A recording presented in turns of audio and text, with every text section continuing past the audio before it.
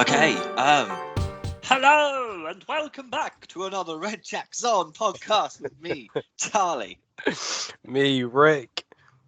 Me, Fraser. And your boy, Serhan. Oh, yeah. And today, we are going to be talking about the new Avatar live action that has come out. I know we've all had to binge it because it only came out less than a week ago, I believe. Something like that, yeah. But yeah, I mean, before we get into every single episode and break it all down, let's kind of just let the audience know how big of a fan out of 10 were you guys of the animated show? 10. Wow. Okay. No, 100%. Yeah, I would say one of the best balanced shows, animated, included, and otherwise ever. So yeah, for me, a good solid 10. Agreed. Nice. Phrase? Well, I never really got to catch it on TV when we was younger, so I came into it quite late. Like, I literally only watched all of it and then missed those episodes out a few months ago, wasn't it? But I did get to watch those episodes, so it just not in the right order. Do you know what, mate? I've never heard sense. a more painful sentence than, yeah, it's really good. It just ended weird with that play thing. I was like, what? What do you mean? It doesn't make that play any thing. sense. Why did it end like that? Oh no, Fraser. There's about 5 more episodes left.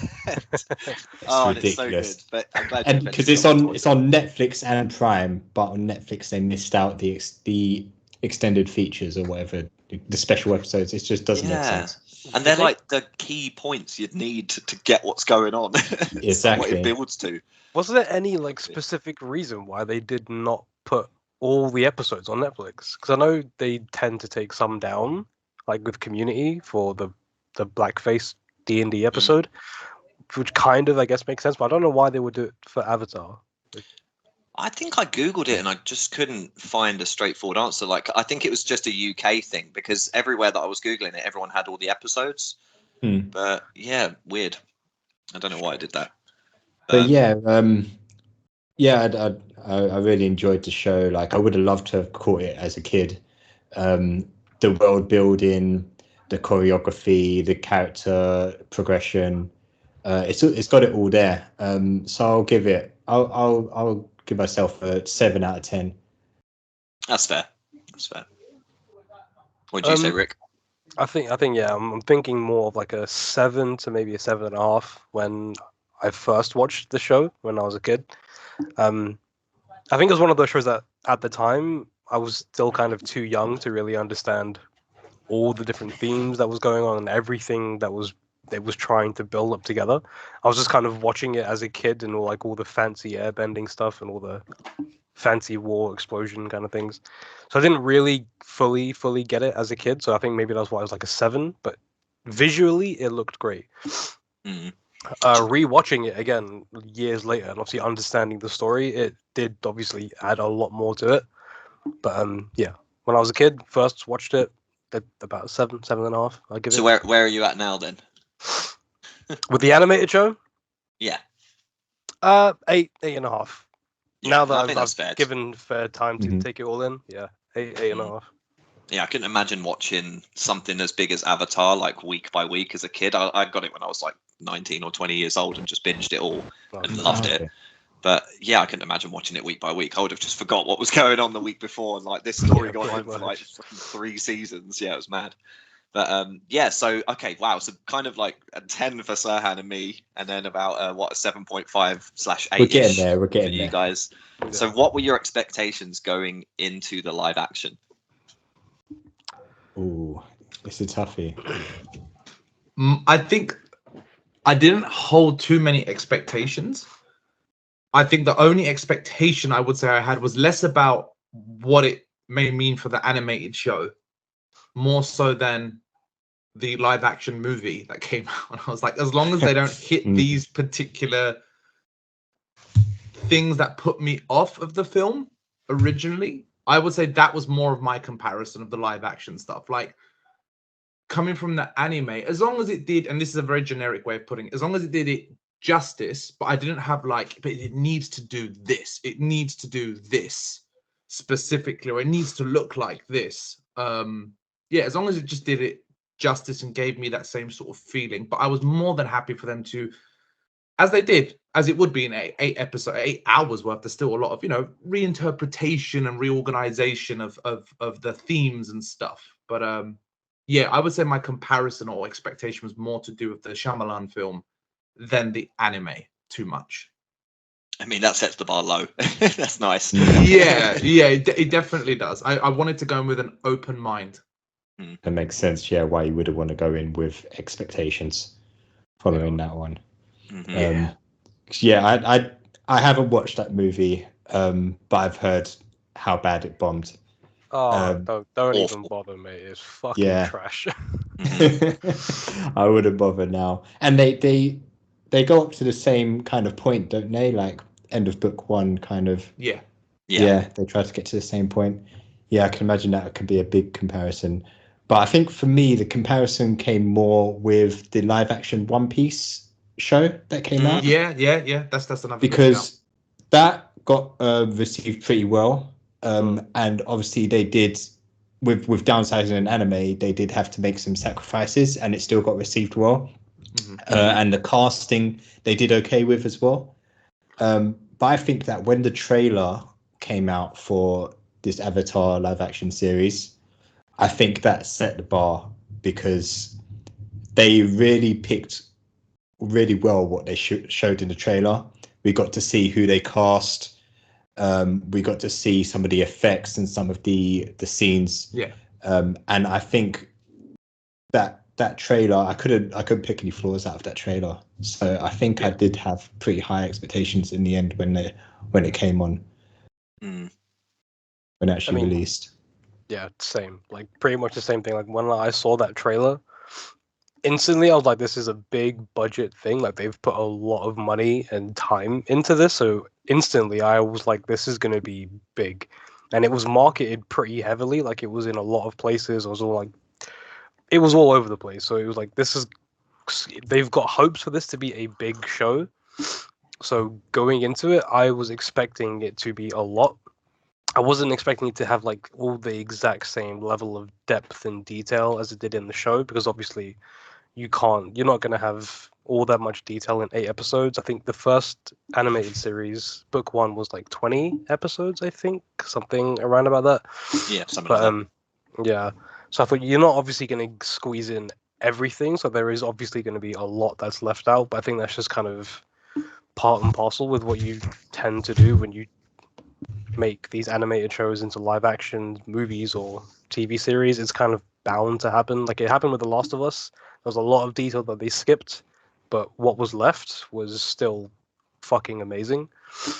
Same with the One Piece show, the One Piece animated show. Like I haven't actually watched One Piece, the anime, but watching the live action, it was actually really good. I really enjoyed like the characters and the story and everything with it.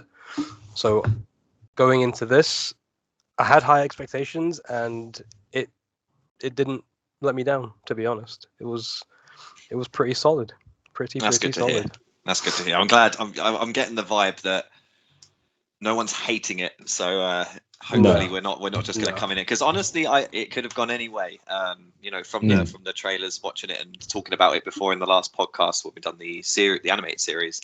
This conversation, this podcast could have gone so many ways depending on how they pulled it off. So I'm glad it's already looking good, because I did really enjoy it. But obviously we'll go for it and we'll get your opinions as we go. So a little bit of facts about it. It was produced by Albert Kim, who done Sleepy Hollow, Pantheon, and Nikita. Don't know if you guys know any of those. I don't think I've watched any of those. No. I've watched Sleepy Hollow, but are we talking about the TV show or the film? I think the film. If that is what I'm thinking of, then yeah, I've heard of Nikita as well, but I've not watched it. But I've heard good things about those two things. It might be the show. I'm not 100% sure. Maybe. It just said Sleepy Hollow. Rideback Studios, who made Lego Movie, Sherlock Holmes, the live action Aladdin. Quite a good load of names under their belt. Yeah. And Nickelodeon Studios, which they're not really a production. They're more just like multimedia, like media. Everything you imagine Nickelodeon does is what Nickelodeon Studios is. It barely touches movies unless it's like SpongeBob or something. And It was weird because this show obviously having 8 episodes. The first 2 episodes were directed by Michael Goy. 3 and 4 were directed by Jabbar Raizani. 5 and 6 were Roseanne Liang, and 7 and 8 were Jet Wilkinson. So they literally paired up episodes for directors to like follow the story. Oh, wow. Yeah, it was quite an interesting. I've not seen any shows really do that before. I know that they kind of come back and forth and stuff, but this was like, no, you've got episodes 1 and 2. So they were all in pairs, and when you rewatch it, you do kind of see it. So it's very paired off. Like Amashu's like 2 different stories, and the Water Tribe's kind of like 2 different stories. Yeah, it's interesting. It specific reasoning for that? I think, I mean, only brief. There isn't a lot written about this yet. So the only thing I could really see is that Michael Goy is known for really good character introduction and story building.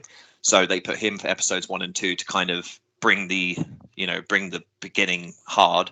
And then I'm guessing the others just had skills around the episodes. But that suited those. Okay. Are any of them like original writers or producers who work on the actual animated show, or are these just purely completely different? So these are completely directed by people who weren't associated with the animated series. But that brings me on to the development, because we'll get into all that talk about the original creators now.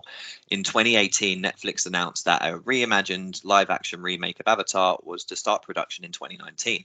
The series' original creators, Michael Dante DiMartino and Brian Konietzko, were initially announced to be the executive producers and showrunners. In June 2020, the creators departed the series due to creative differences. This was revealed after DiMartino published an open letter on his own website on August 12, 2020.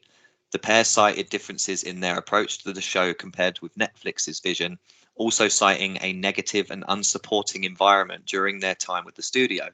The duo ultimately received writing credits for the 1st and 6th episodes in August 2021. Albert Kim was officially announced as a writer, executive producer, and showrunner. This guy, Albert Kim, literally took this by the horns and did really, really well, in my opinion. He had a lot to chew off. But he said his comment in his blog was, "My first thought was, why? What is there I could do or say with the story that wasn't done or said in the original? But the more I thought about it, the more intrigued I became. We'll be able to see bending in a real and visceral way we've never seen before." In the same post, Kim emphasized that throughout this process, our byword has been authenticity to the story, to the creators, to the cultural influences. Authenticity is what keeps us going, both in front of the camera and behind it.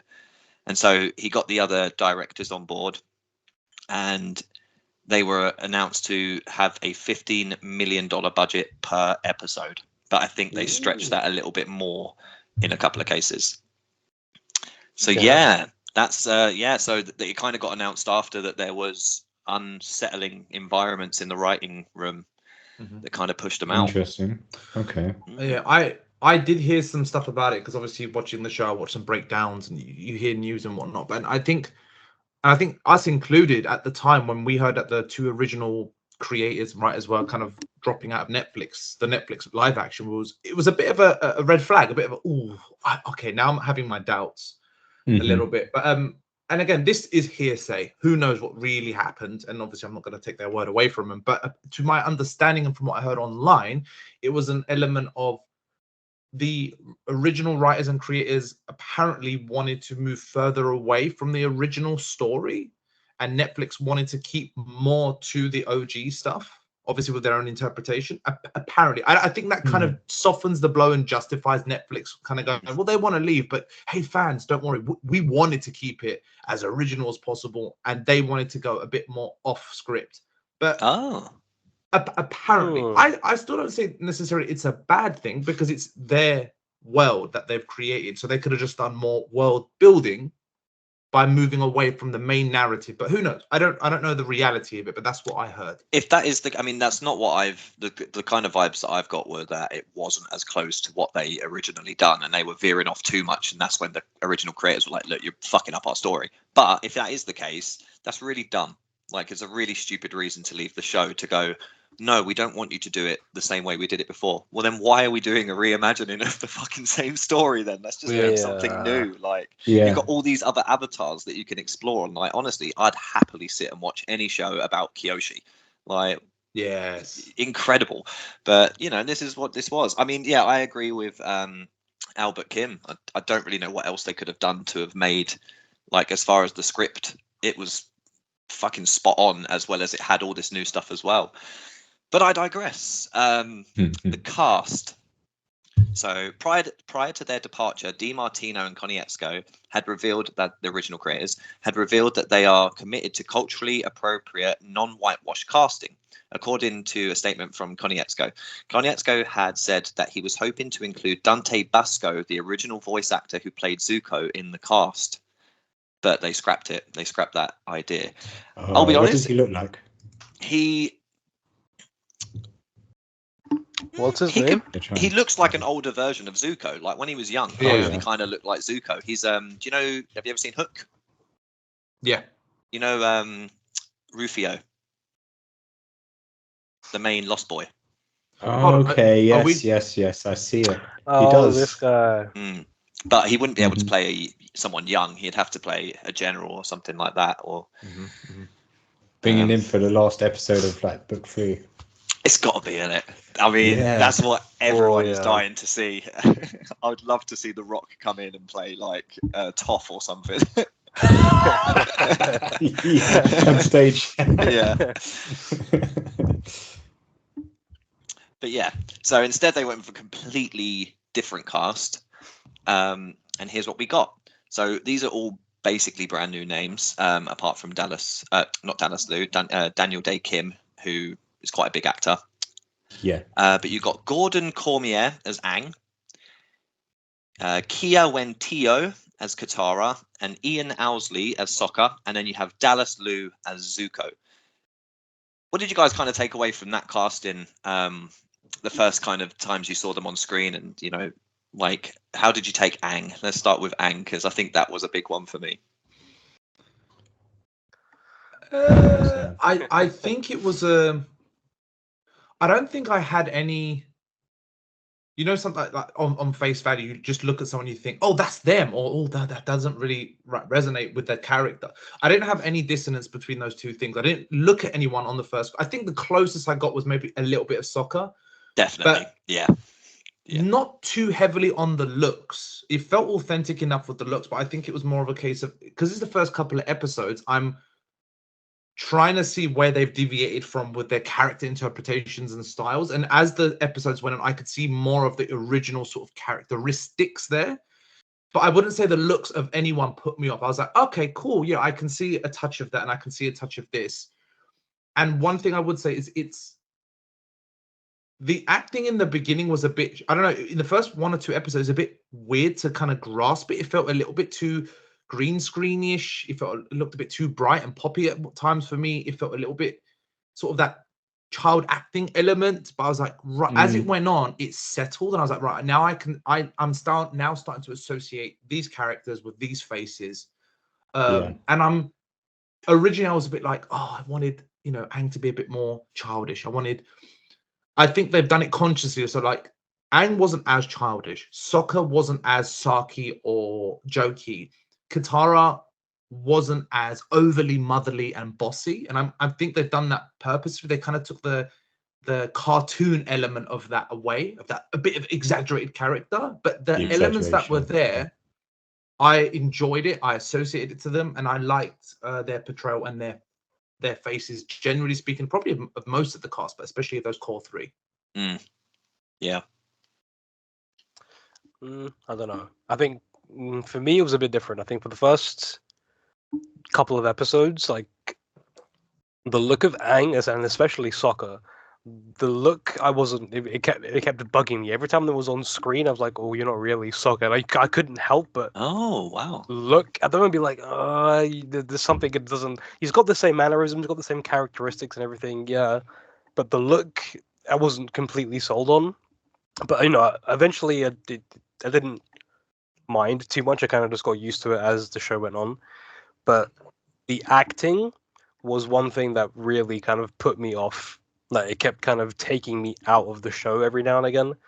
Like, certain reactions, like the first episode when Gyatso first tells Aang that he's the Avatar, and Aang's like looking around. It's like, oh, that was really bad acting. Like, you should have done a few more takes just to nail it. There was like some bits were just really not fluid to the scene, and you'd see the reactions to something, and you'd be like, was that legit? I was like, nah. And it instantly kind of pulled you out of the story for a little bit. There was a few instances when that happened, like throughout the show. The other thing that you mentioned, Sam, like the green screen effects, like there were also a few other scenes, like especially towards the end, like of the siege of in the north, there was like a few bits where you could definitely tell that they were just standing in front of a poorly done green screen, and it was like, the effects there are like, okay, fine, but again, it drops your immersion a little bit, and it ruins the flow of the story. But minor little things like that, but they just kept creeping up. I don't know if it's something that they might fix going into book 2, but yeah, I don't know. That was just one little gripe that I had with the casting for me, at least.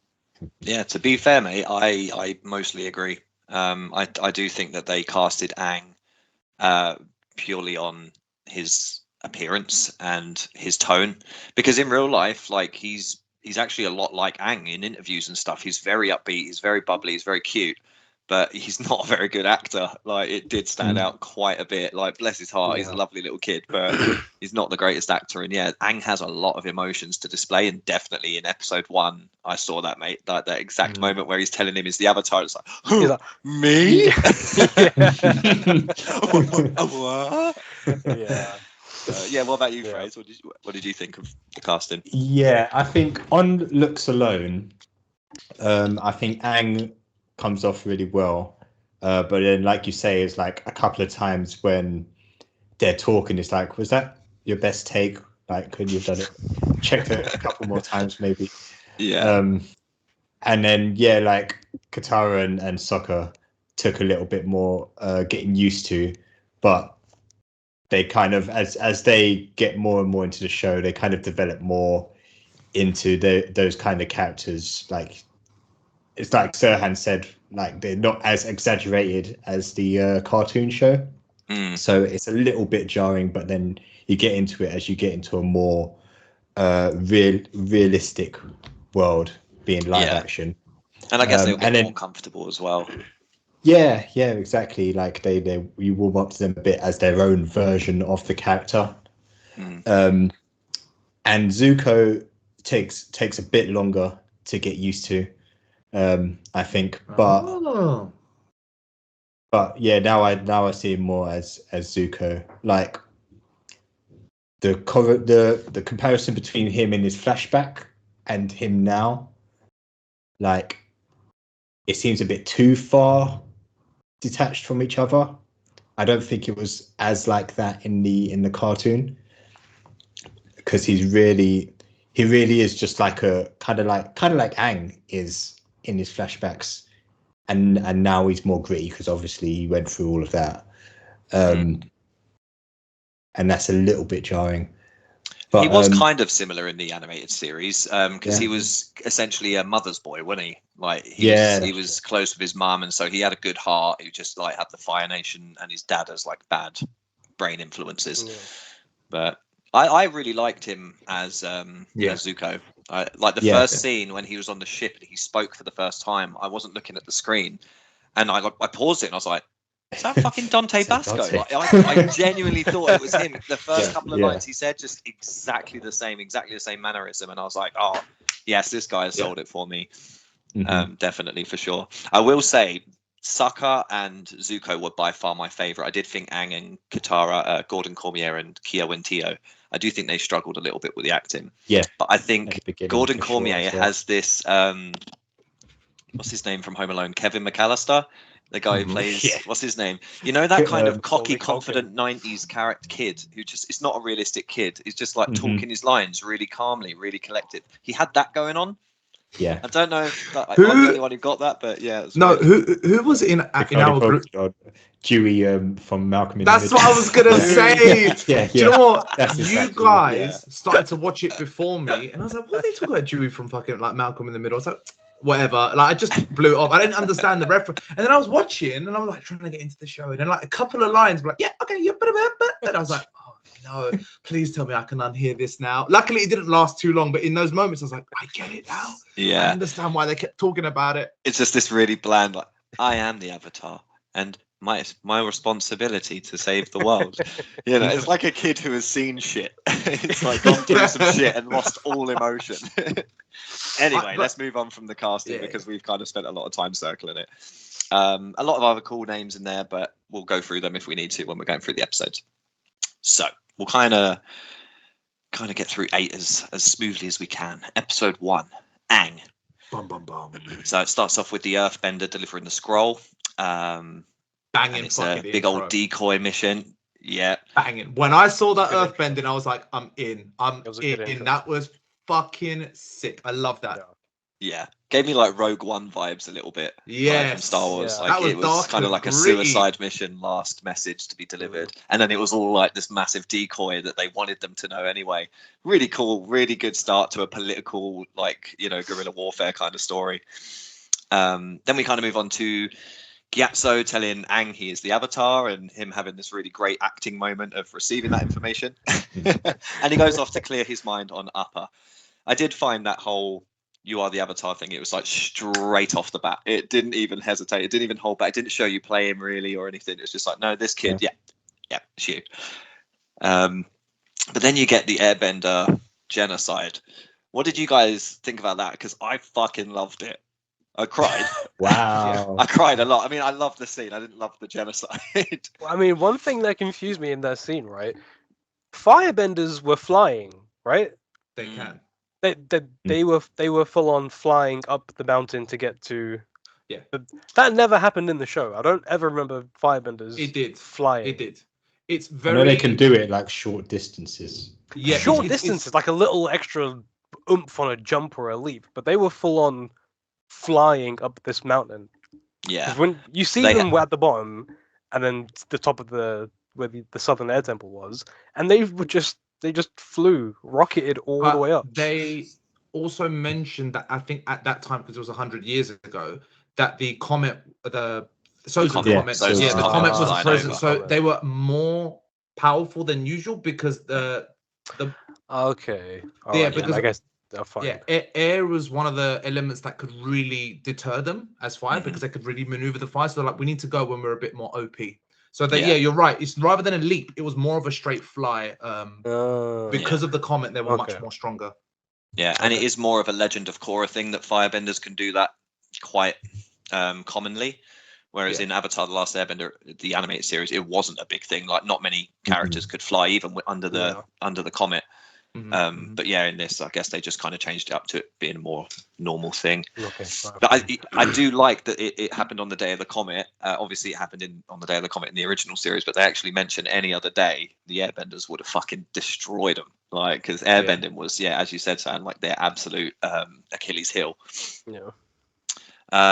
So Sakura and Katara are fishing. You find out she's a waterbender. See the little bald kid slide out of the iceberg, and the beam of light goes up. Zuko sees the light, and then we get the grand scene, which for every fucking nerd out there just had a little yay. And she went water, fire, earth, long ago. I am so glad that they didn't make that an off-the-cuff explanation. They were like, yeah, no, this is just a exact verbatim word for word story that has been handed down through the generation. I'm glad they took that element because it was like, okay, it sounds a bit cheesy if you just say off the cuff, like, yeah, we know what you're doing, but it's like, no, this is the story. I think it was funny that when she after she said like the intro to the show, she's like, you all know this story, as if like everyone watching this, we all already know this. Thanks for pointing that out. I little 4-4 break.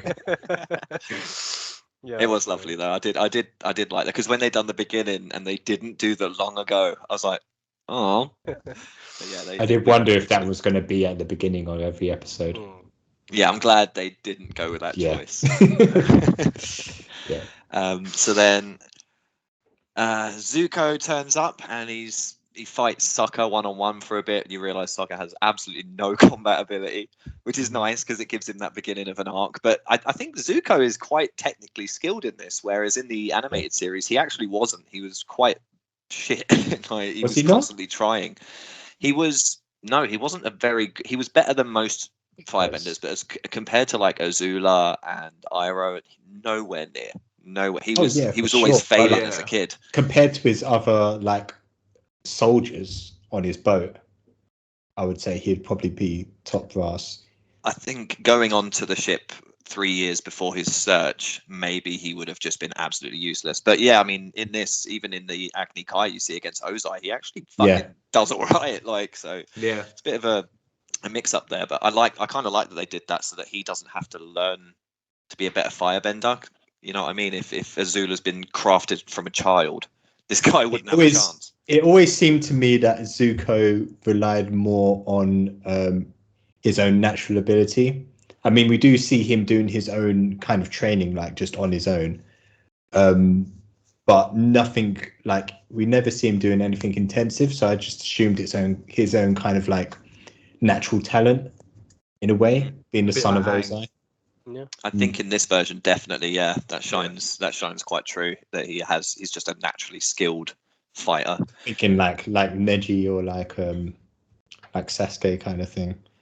Yeah, just kind of born with that innate ability. Yeah, top tier characters. So, Aang goes with Zuko, gets captured. Very straightforward. Gets on the ship, and then Katara and Sokka go on Alpa to go and get him back. And it's really nice. I like that moment where Sokka's kind of like, you know, this is your responsibility now, kid. You look after this whole tribe. I'm going off to save the world. Pretty sweet. I like that. Aang has a conversation with Iroh in jail, which is different from the original. And you got a nice little introduction to two of your favourite characters. Yeah. And I like that instantly kind of set that. Actually. Oh, yeah. I mean, Iroh was... what's his name? Paul Sun Hung Lee, yeah, absolutely fantastic. Yeah, I think Iroh was as far as and I put this in like quotation marks, background character for the show, was the casting of him was probably as important as the rest of them because he is such a soft spot, and I think he was the same sort of thing of like when I saw him, I was like, right, he's not the Iroh that I know. He wasn't as jovial in some sense. It took me a bit of time, but for me, I think what sold it for me was the dynamic between the actor of Zuko and the actor of Iroh. I could really see that bond and that little bit of care and attention. Yeah.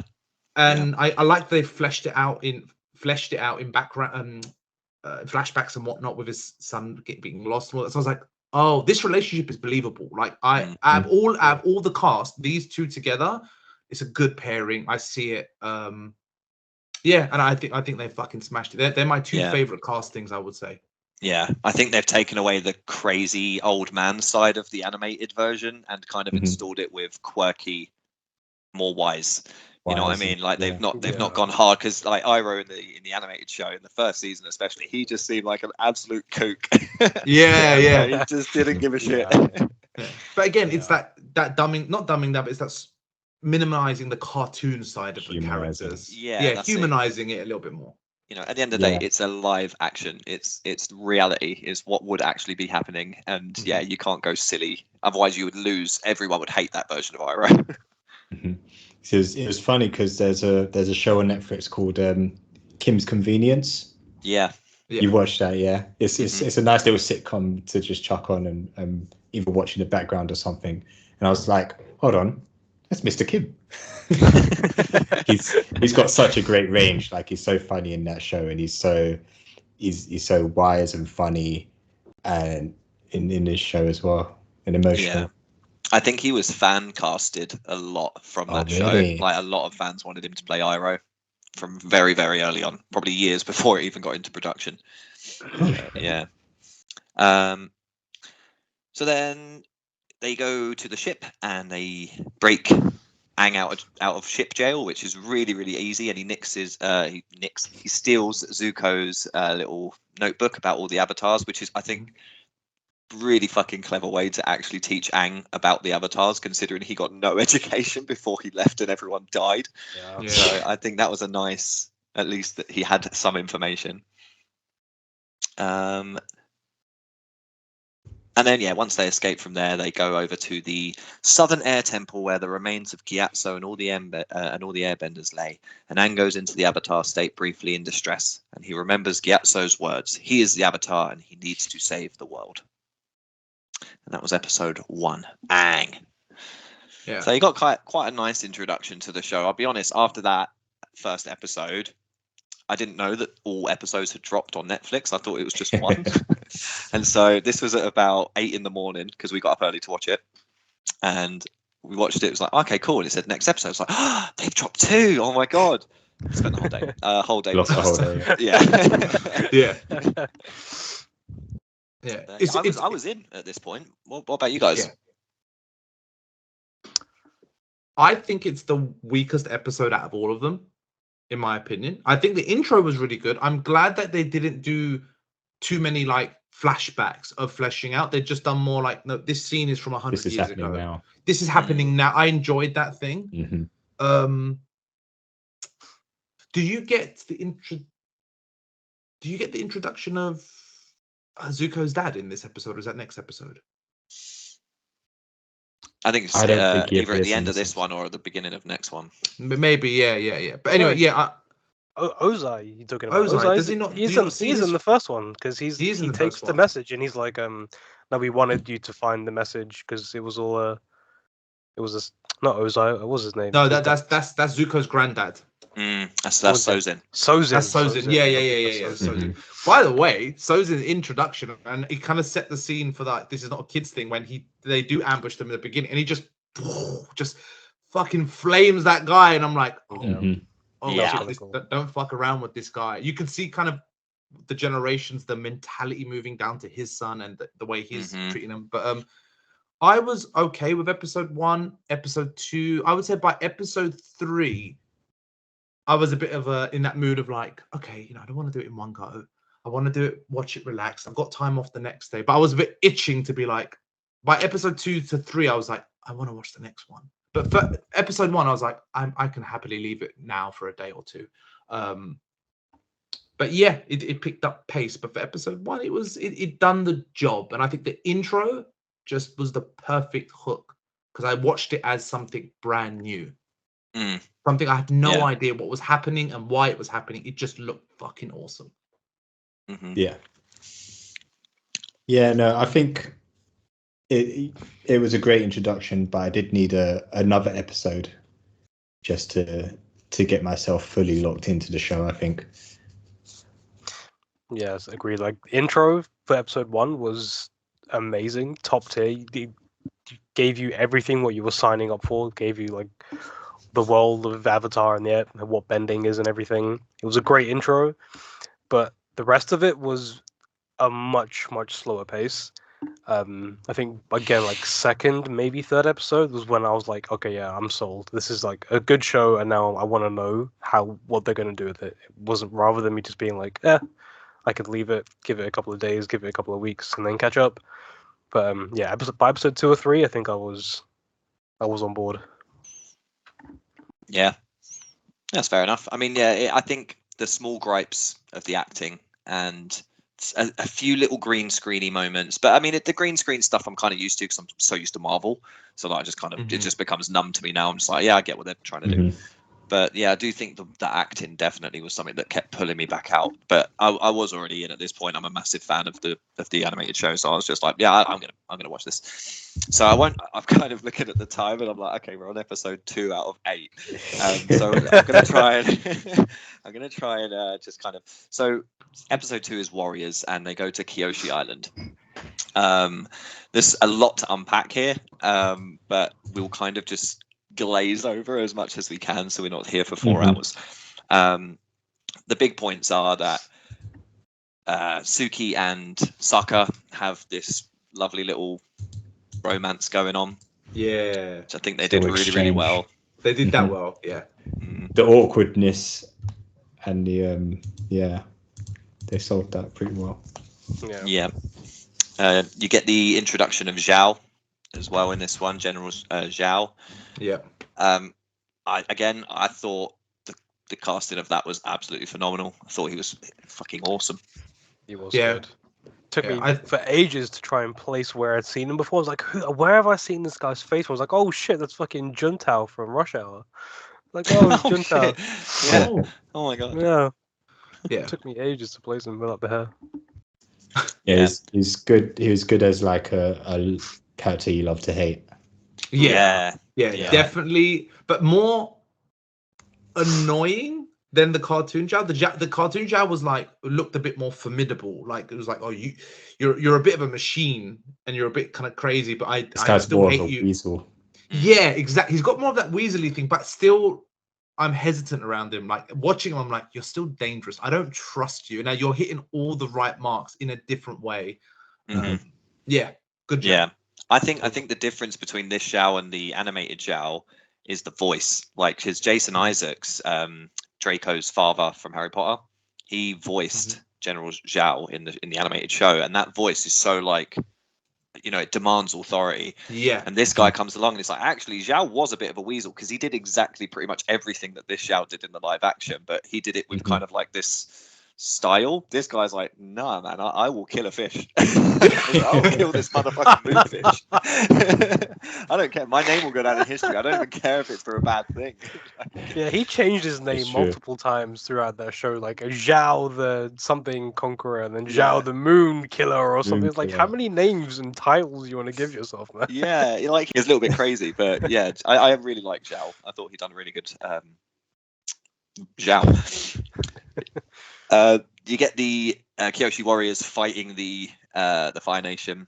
Yeah. As Zuko and Iroh head up to the Avatar statue shrine, to which then Aang is in the shrine getting Kyoshi up and out of her cave. Getting Kyoshi up and out. Yeah. Trying to find words. Yeah, Kyoshi. She comes out, she kicks some ass. What do you guys think of Kyoshi? Bro, she intimidated me.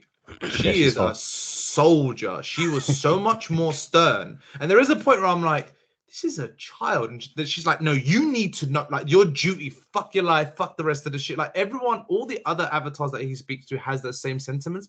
But Kyoshi, again, looking online and doing research and stuff, has been looked at as either one of, if not the most powerful avatar that we've been shown so far for her feats. But her mentality, and when you learn her background, that she was sort of like a servant or slave sort of thing, like a working class in the Earth Kingdom, and then obviously she became the Avatar, found that out. I think they done her justice, and that was the first time we went to the spirit realm as well. And I was like, okay, are they just going to put like a filter over a normal, like a forest? Like the more I saw the spirit realm moving through the show, I enjoyed it more. But in the beginning, I was a bit like, they're just going to put like a blurry effect on it a little bit. Yeah, that's fair.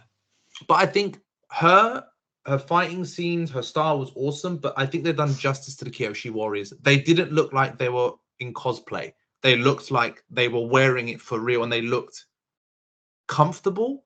Yeah.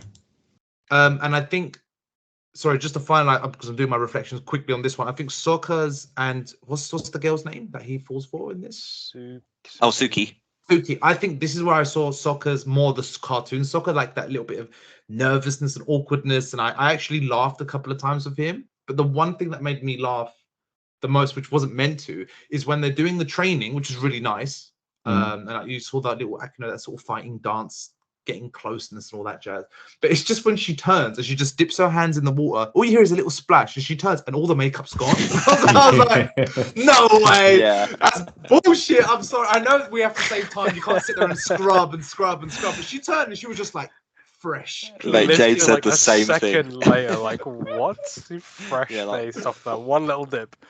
What kind of makeup remover is that? What the fuck? But I must admit, she looked amazing as a Kyoshi warrior with the makeup. She looked very formidable, but taking it off, you could see that really soft, delicate beauty. And I was like, oh yeah, I could see why Sokka would, like, he's melting for this girl in a sense. It was a really nice dynamic. I enjoyed that.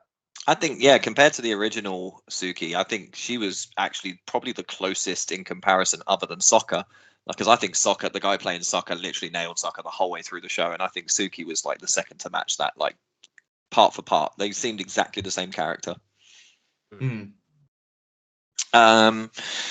Kyoshi comes out, fucks up everyone. The end.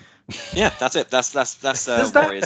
Did that happen in the show though? I can't remember. Like, from my memory was like, oh yeah, this is the same as the animated show. Kyoshi kind of takes over his body, but then when I saw breakdowns, they said that never happened. It was only Roku that does it. That happening in the show.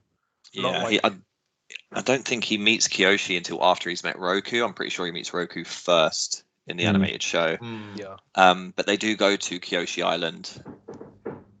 And I think there's a reason they can't talk to Kyoshi. Is that someone knocking at someone's door? It's not me. Someone's trying to break in. It's just Kyoshi, like, give me the fucking... oh, fuck all of you up! But no, in the original, when they're on Kyoshi Island, I know Zuko is Zhao. I don't think it's anything to do with Zhao. Zuko burns down most of the village. And Aang and Katara and Sokka escape. They just have to flee. Yeah, because they kind of... Aang kind of uses... or they use water bending or something, like they douse the fire and they quickly jump on Appa and they leave. There's not really a goodbye moment. They don't really defeat them, and then obviously Zuko just follows them and leaves the island. Yeah, pretty much. Okay. So we move on to episode 3, which I really enjoyed this episode. I think this was the one that tore a lot of original fans up, Omashu, because it combined 3 episodes from the animated series together. So you had the episode of Omashu, which is where you meet the king and everything. You had the Northern Air Temple episode where he goes to the Northern Air Temple and also all the people flying around in the animated show. So you had a mix of that with the Mechanist as well. And then you also had the Jet storyline all shoved into this one place. Do you guys remember those 3 separate stories in the show? Yeah. Like, how do you think they handled squishing it? Did it? Yeah, I guess it kind of makes sense why they would do that. You know, 2 of those things are kind of like side quests, and then Omashu is the main thing. So why have them go to these different places and do different things when you can condense it a little bit, and still keep the best elements of those episodes? And I think. And I'm guessing this is where the internet is finding a lot of issue with the show. But I think it was handled pretty well. You know, given side characters their time of day without taking away from the main storyline. I think it's just one of those sacrifices that has to be made for a live action limited series. You know. Yeah. I mean, this is what I was saying. Like, you've got 20 episodes from the original animated series and 8 episodes for the live action. Like, you're not gonna be able to have all the detail for every single episode.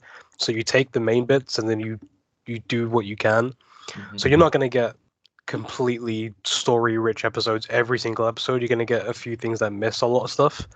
But just like you said, man, I think what they had and what they did with the time that they had for that one episode, it makes sense why they did what they did, and to try and filter out the little unnecessary bits as much.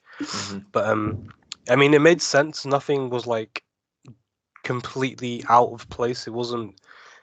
Didn't feel rushed or skipped. Like, it was a good episode. Abed, Danny Puddy as the engineer. That was a nice touch. I was so hyped to see Abed back in a TV show. I was like, "Oh my god, yeah!" Good casting as well. Yeah, he was fantastic. He did it. He did it great. So shout out to Danny Puddy.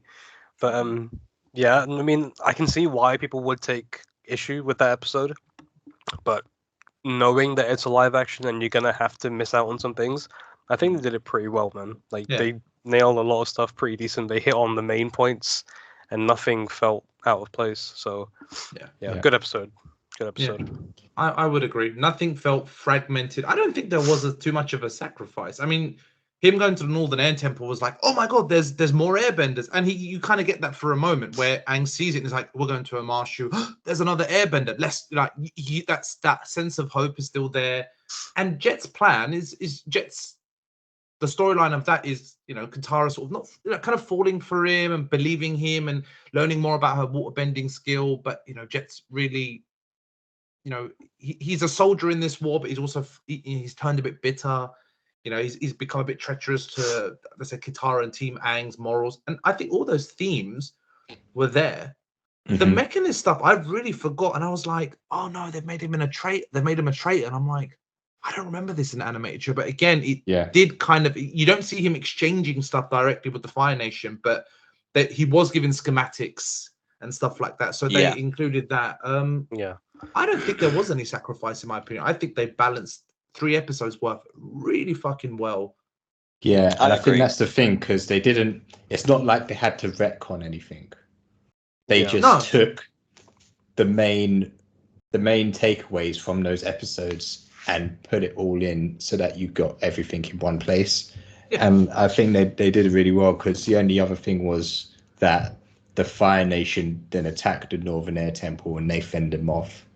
And Jet tries to blow up a dam and drown a village or something. Yeah. I mean, we don't really need those storylines as well. No, you just have everything in a marshu and it works. I think it's asking the questions of like, what's the real life logistics? Like you said, it's a TV show. Asking about each of those side episodes, what's the point of them? And you get those themes. But I think there's a third thing. You see the airbenders get wiped out. And Gyatso says, and in a very, pivotal moment in that first episode of, who's coming, Gyatso? And he goes, all of them. So if we hear the words that all the airbenders are coming for this comet celebration and they all get wiped out, why do we as the audience have to see him going towards the Northern Air Temple going, oh my God, there's still more of us? But you'd still be like, no.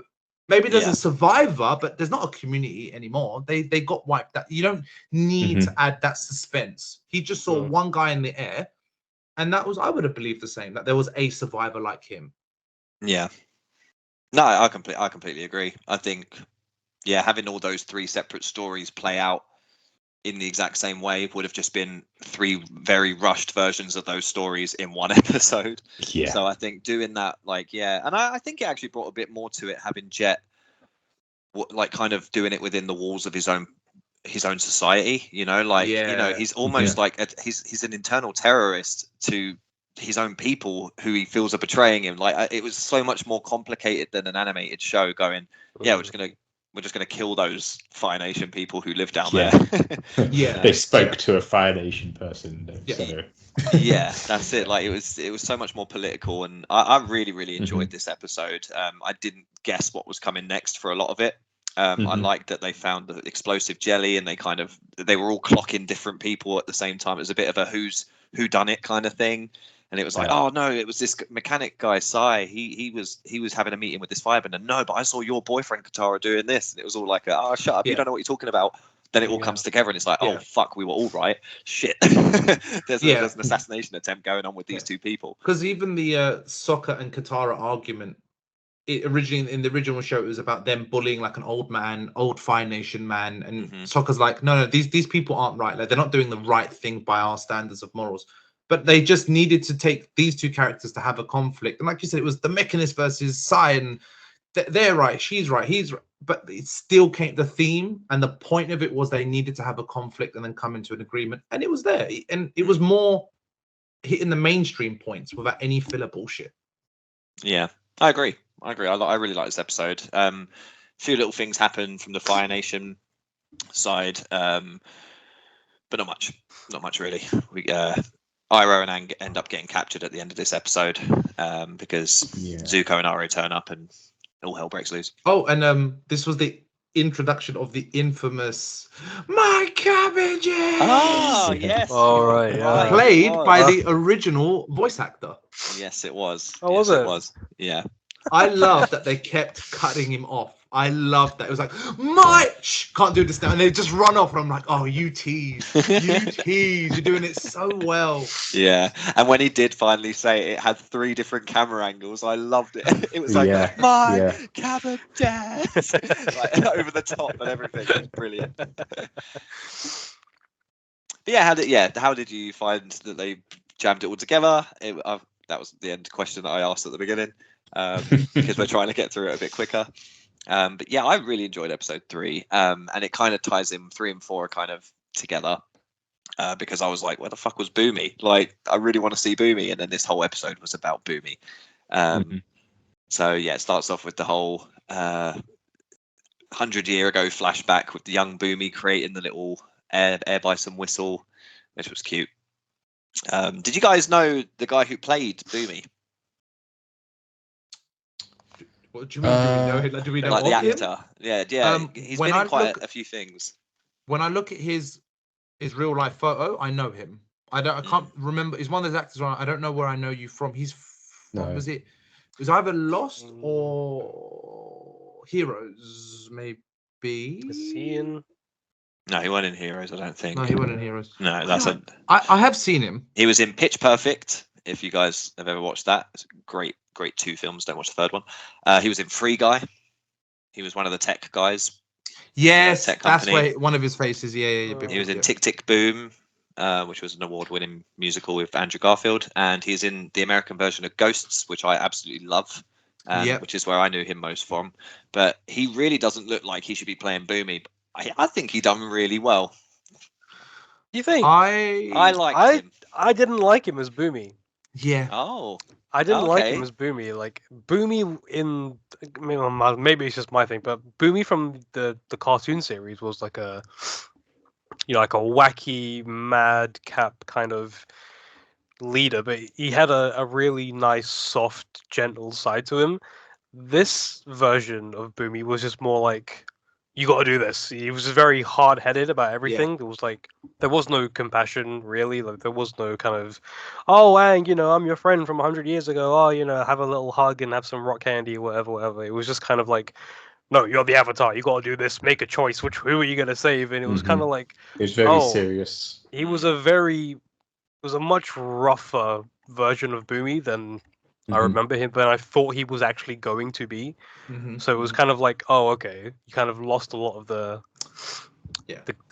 heart in Boomy from the original show, and this just kind of replaced him with just like a hard stone wall kind of character, even for an Earthbender. Puns, but yeah. I can agree with that to some extent. I think the casting was really done well. I think he acted it and portrayed it really well. But I think this is one of those weird small gripes where I just kept watching him, and I don't really like this episode that much, I'll be honest with you. I don't think they've done the episode It Comes From Justice, in my opinion. I know they've done a combination of like the Lovers Caves thing with, and they've done Secret Tunnel. Soccer, the Secret Tunnels, and you see the band Secret Tunnels. I love that. That was awesome. I think they've done that part justice. But Aang and Boomy, I think this is one of those weird moments where Boomy was too much like the cartoons in his mannerisms and in his puns and his joke. I wish they'd done a more live action version. But with Boomy, the tasks that he put Aang through felt really disjointed and random in the cartoon. But then underneath it all, there is like that, like as Rikesh said, like there's compassion, patience, and like wisdom to him. And he teaches Aang something at the end of that episode, and you find out, oh, this is my friend, and blah, blah, blah, blah. Whereas, like any TV show, it's like the whole, I don't know what the thing is, Chaz, you would know. When you see a gun in the first act, it must be shot in the third act, for example. Yeah. It's that element of, I've got a flashback. It's very rare in this show, and there's a kid playing with Aang in the Earthbending Kingdom of Amashu. Okay, we met Boomy. I'm like, that's clearly him. Like, let's be honest.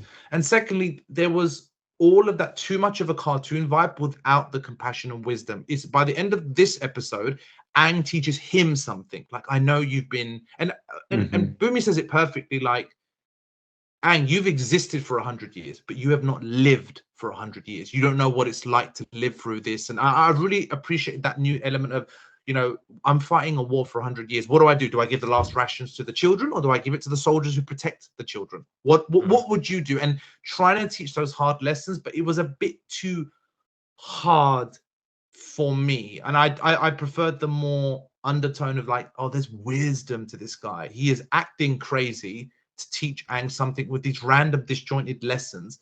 And even the task that he went through, it happened too quickly for me. Like, he goes in a corridor, form, it's all green, it's rock candy, let's move on. I was like, no, I wanted it more to be more of a thing, I agree. I think they kind of they weren't sure what they were doing in this episode with how to with fill out Boomy. the time. Yeah, because like in think, the original one with Boomy, it was all these challenges. As you said, it kind of led to a moral learning of.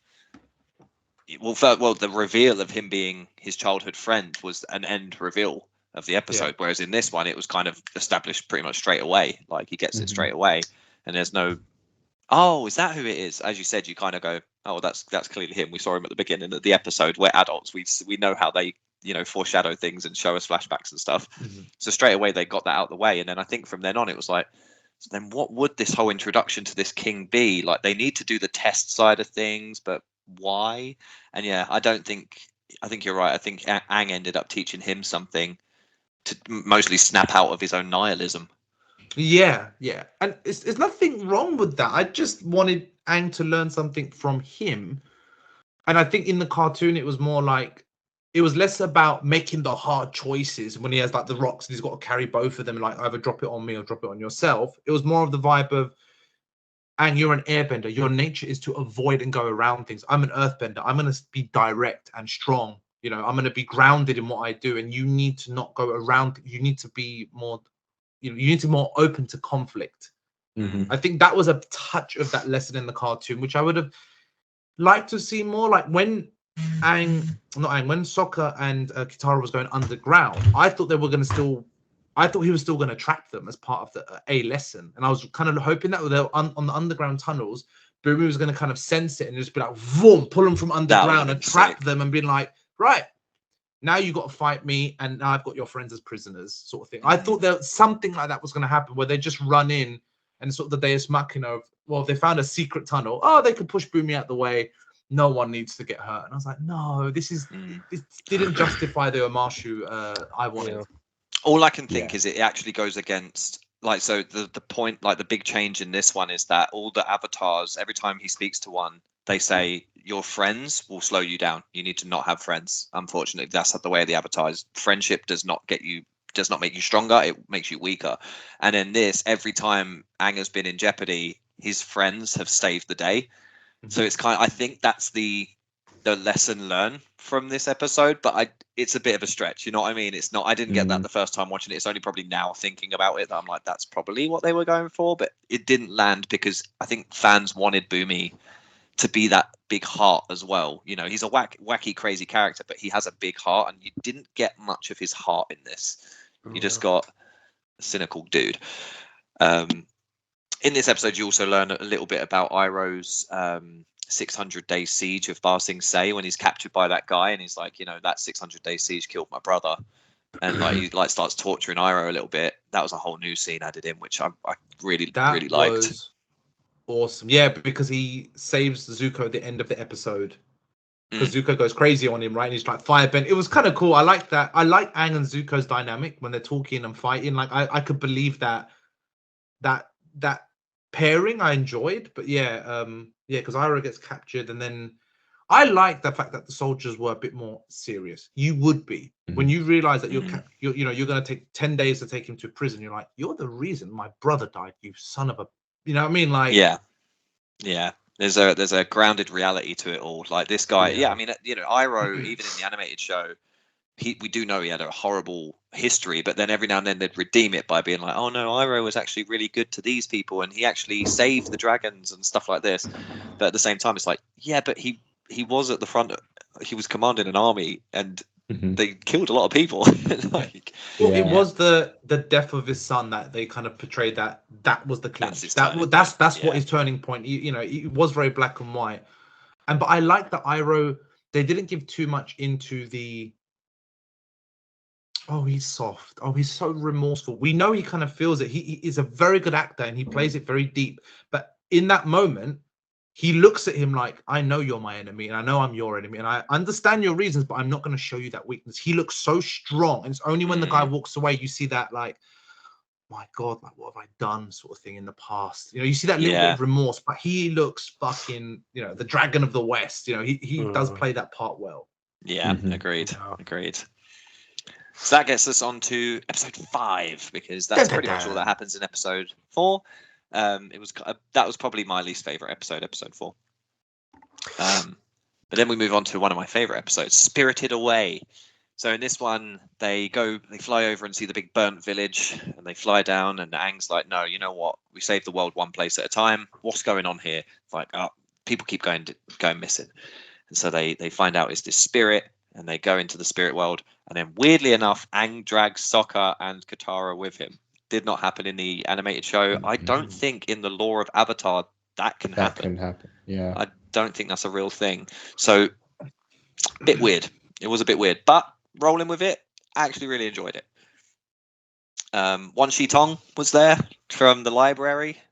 If you guys remember Wan Shi Tong, the owl. That kind of upset me a little bit. I was like, no, they're not going to do it in the future then. What does that mean? They might. Because I think the spirit world you can travel. So I think he could like protect his library on the outside real world.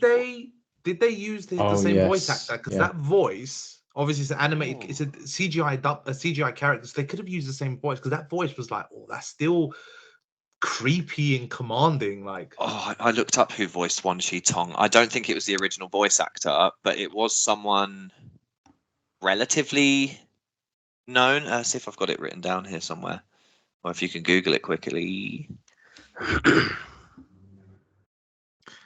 I'm on it. I will look it up. You carry on. Yeah, I found it weird that Aang could only understand him. I don't know why they did that. Only Aang could understand the owl. Like, why did they have that moment?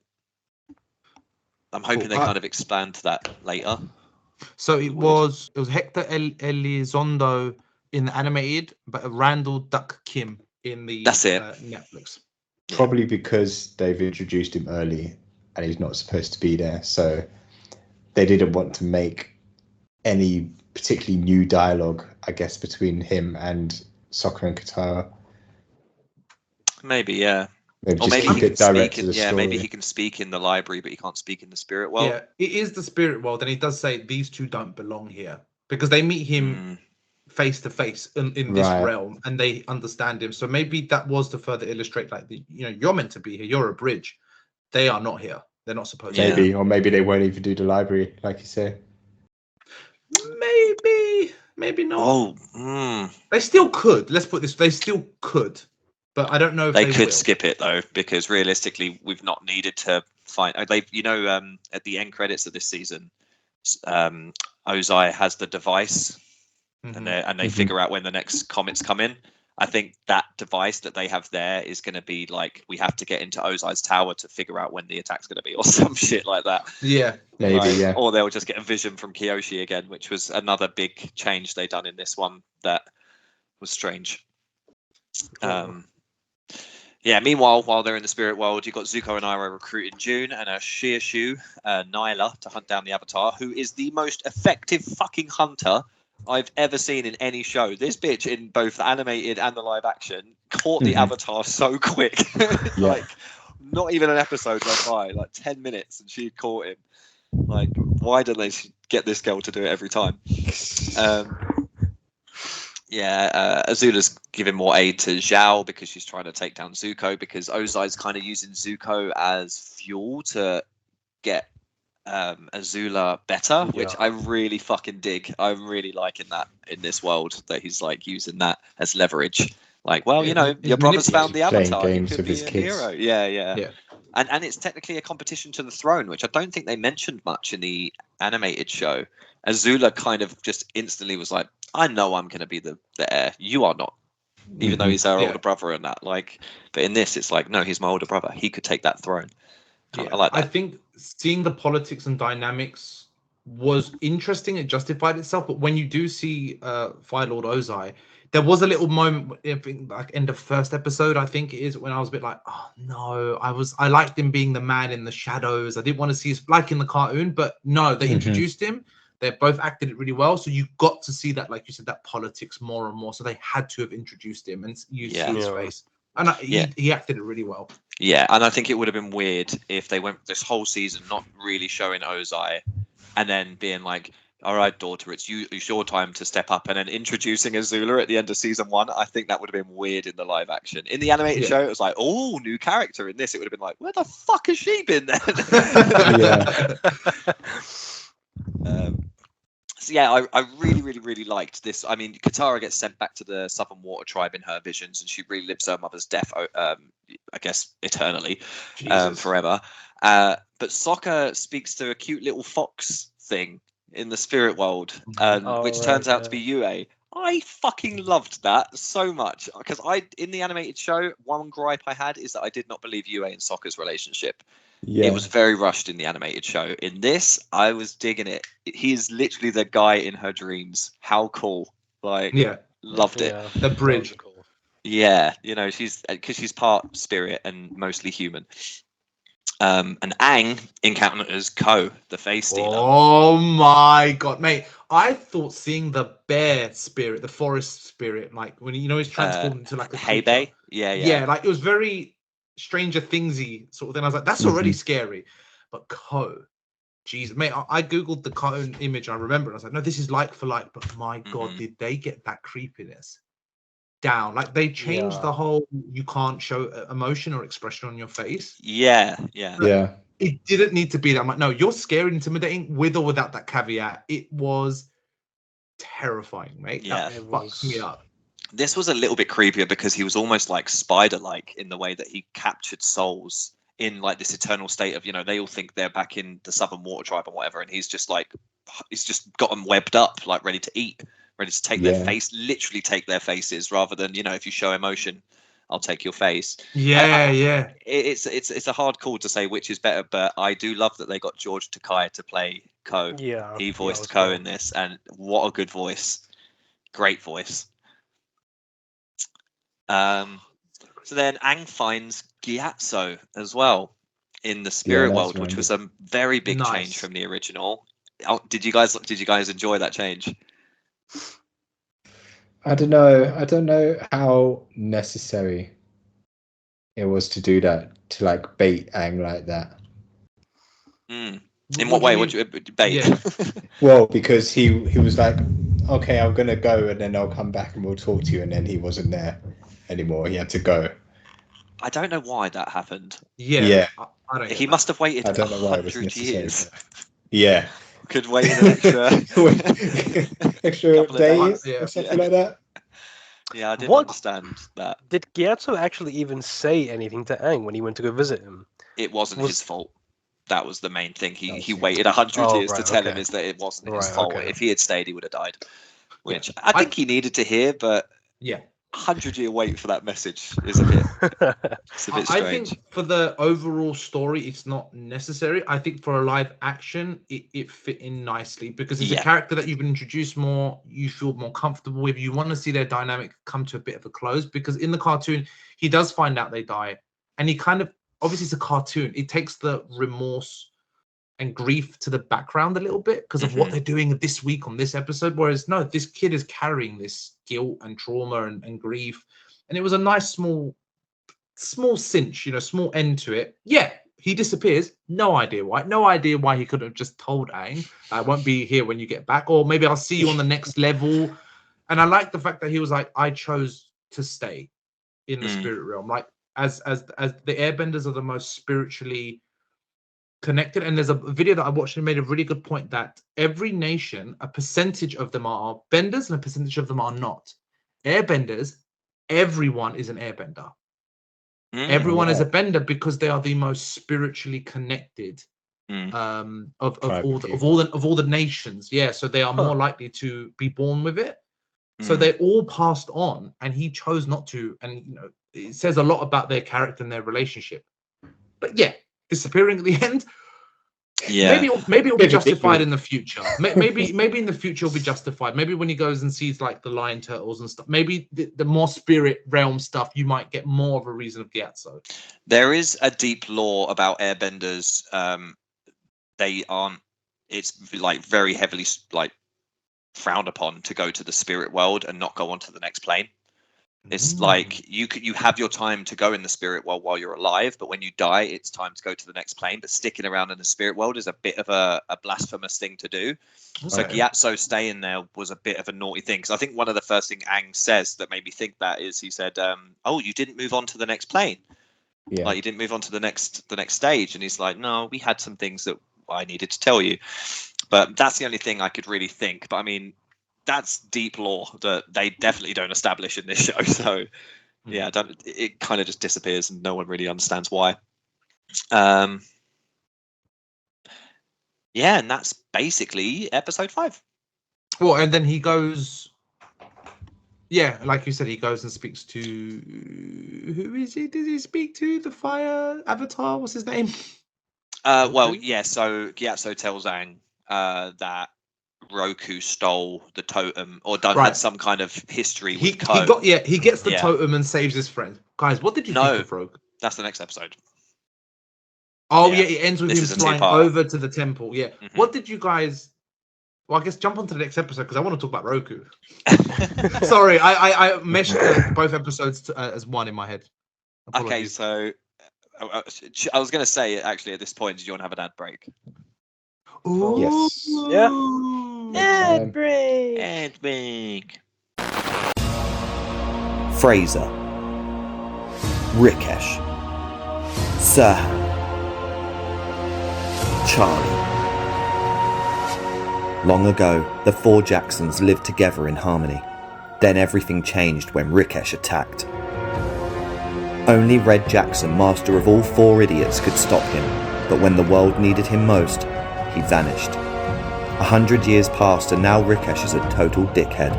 But luckily, Red Jackson has returned. And although his podcasting skills are great, he still has a lot to learn. But I believe Red Jackson can save the world.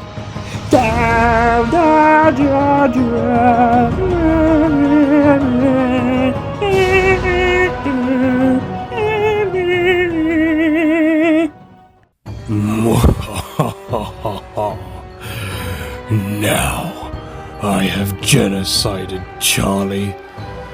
There are only 2 more Jacksons to wipe out, and then the world will be mine.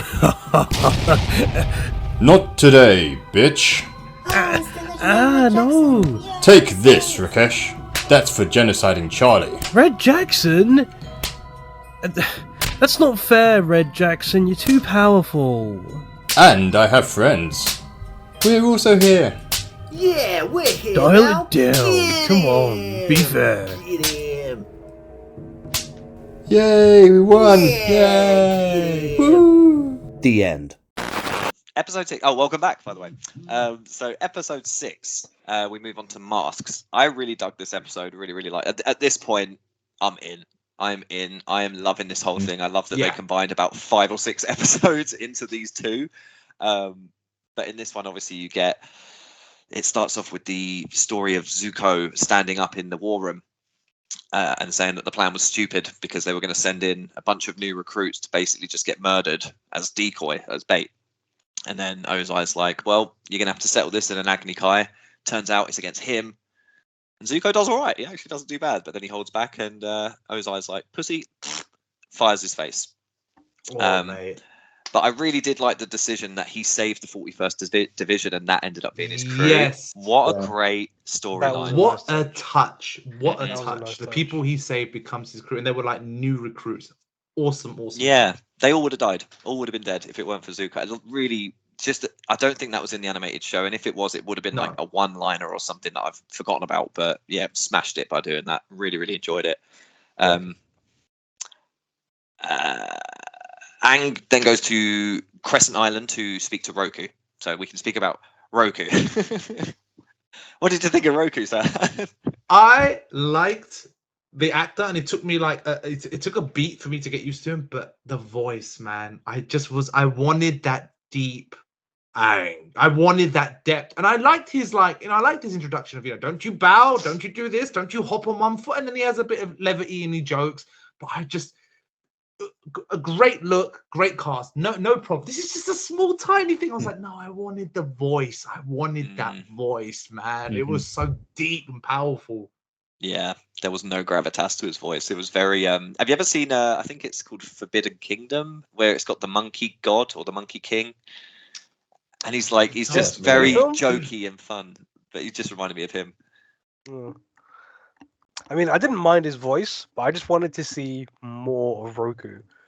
That was it. Because you didn't see much of Roku at all throughout the entire live action show, but Roku was kind of like Aang's guide through everything from the beginning of the show, and it was weird watching the live action. I was waiting for Roku to pop up at some point, and then him seeing Kyoshi first. I was like, oh, okay, he's gone to Kyoshi, and then you have to be in the presence of the actual statue or something or the shrine to be able to communicate with them. I was like, that's not how it used to be in the show. But I was like, okay, but yeah, I think I just missed seeing more of Roku in the show in general. He didn't do too much in this. I think that might have been the only episode he was in.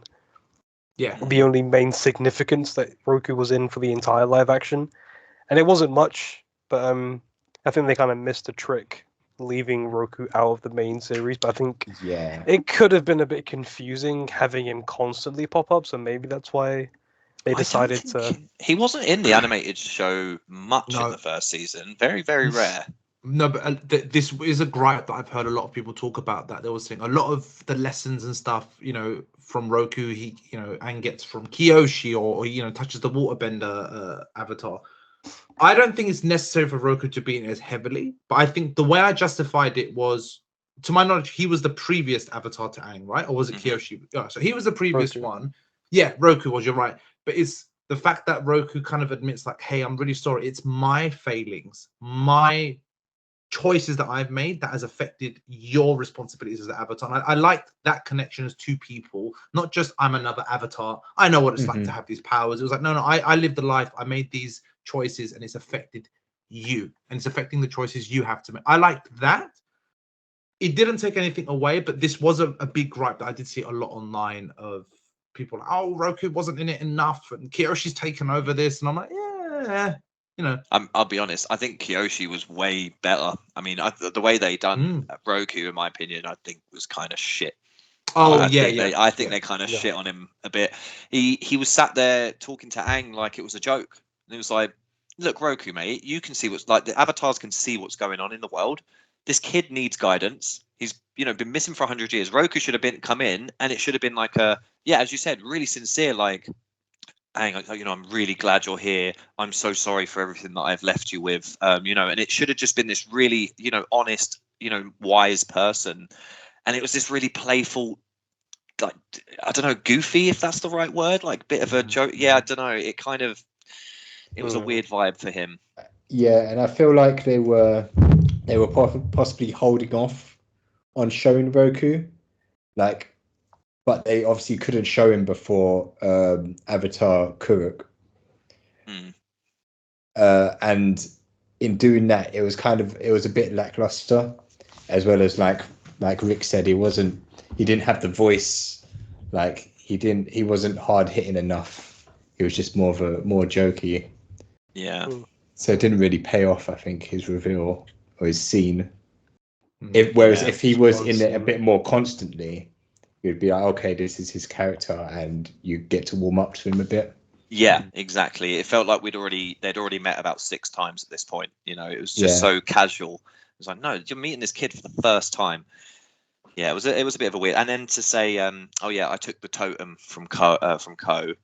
No real explanation why. Like, did he steal it? It was just to piss him off. Like, just whatever. Yeah, it doesn't make sense because it was really like it was Avatar Cook who was in the spirit world actually fighting the dark spirits. Like, why did Roku go there to piss off Ko for?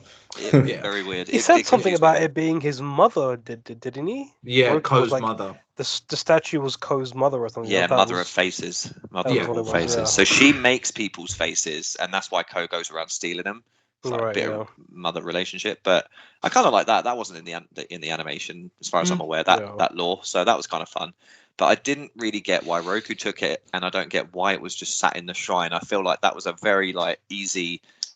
So where is this? Oh, it's just there. It's literally on that shelf. Did Roku steal it, or because that room with all the little shrines and all the stuff of avatars? I think I remember the good firebender priest guy saying to Aang, "This is an accumulation of multiple avatars stuff." not just Roku. So it might have been Roku saying, no, this is the waterbenders Avatar stuff. He stole it. I can't remember exactly, or maybe Roku was the one to steal it.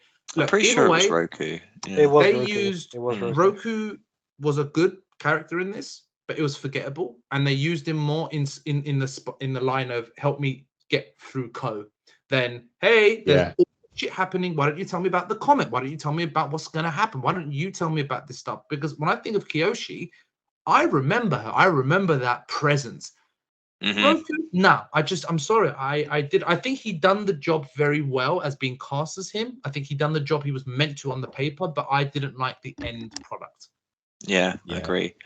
I kind of got the vibe of if Naruto became a past Avatar that new avatars could go and visit, that's what he would be like. Like it was all just a bit like, hey, what's up? How's it going, man?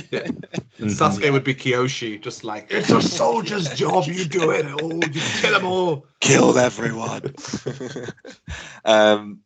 yeah, he comes out of that room, he gets hit by the Shushu because June has found him. Like she was introduced at the end of the last episode, caught him at the beginning of this one. Takes him all the way back, and Zhao has taken over Zuko's ship at this point because he's been promoted by Azula, and so it's all very up in the air.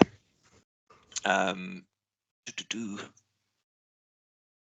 then Zhao takes the Avatar. That's it, yeah. In Pohuai stronghold, Pohuai. No idea how to say that. Okay. But again, that was in the animated show.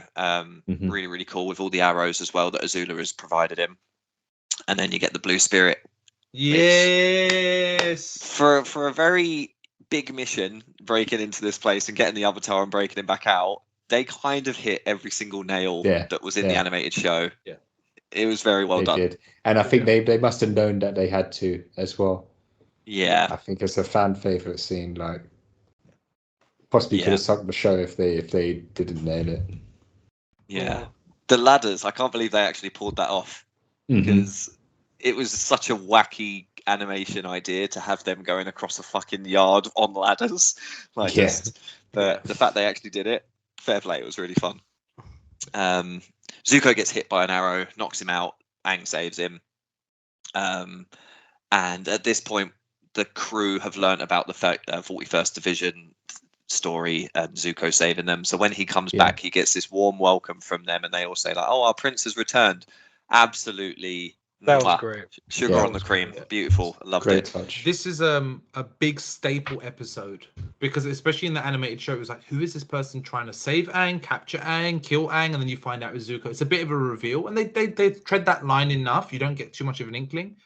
But I think it was a good balance of, like you said, the breakout, the physical fighting choreography was really good. Because obviously Zuko can't firebend, otherwise he'll kind of give away part of his identity. But some of the airbending in this was some of my favorite bending from going back from like episode 1 with the earth bending. I enjoyed their fight when they're kind of on the bridge or the wall, and Aang sort of like just jumps up and just doom. And even Zuko's got like stick a fucking sword in the ground and hold it all together. Really good balance of that fight choreography, energy, mystery, escape vibe to that very grounded conversation in that little broken down cabin. And just that little moment, it's not necessarily about what they told each other. It was like, oh, I really like your drawings. What type of brush do you use? And Zuko kind of just for a second giving in and being like, it's goat hair. Yeah. And then that's it. After that point, that trigger of, be more compassionate. And then it's just like that wall comes back up and he's like firebending him around. They handled this, and this was when I was like, Aang and Zuko as actors and characters, really well done. I could see the same vibe, and they've done this episode beautifully. Justice. I agree. They brought honor to it. Aang gives back the totem to Ko, and Ko releases all the villagers and his friends. So, yeah, I did like that episode. I think there was so many nice new elements to it. I'm still torn on Ko because I really love the idea of if you show emotion to this thing, it just steals your face. I really like that from the animated show, but it worked really well to have the whole, because in the blue, what's it called? Blue Spirit. Blue Spirit episode. It's because they've they've got sick, and he's gone off to find some frozen frogs or something. It's a very weird filler episode vibe until he gets caught. So I'm glad they did it this way. Yeah. Ko has them. We care about Ko. Ko is is a presence. He actually, there's stakes at risk. Makes sense now, yeah. So then we move on to the last two. We're almost there, guys. We're almost there. Are you guys enjoying this recap of it? Because honestly, mate. it was a lot to. Let's just cut. Redo it. Hey guys, it's Red Jackson. No. Could I just ask, when did everyone finish the show? Because it does kind of impact your, is it like in hindsight? Was it recently? Was it a week? Was it a week ago? When did you guys actually? Oh Jesus! Sorry, something fell in my room. Scared the crap out of me. Yeah. When did everyone finish the show? Day one. Yeah. Day one. Yeah. So you got the day one experience all in one go, like a movie. Chaz, Fraser, what about you? Yeah, just yesterday. Watched the last two episodes. Fresh. What about you, Rick? I think I finished it on Sunday. Sunday just gone. So Just gone. 3-4 days ago. 3-4 days ago. I think I finished it last week around this time.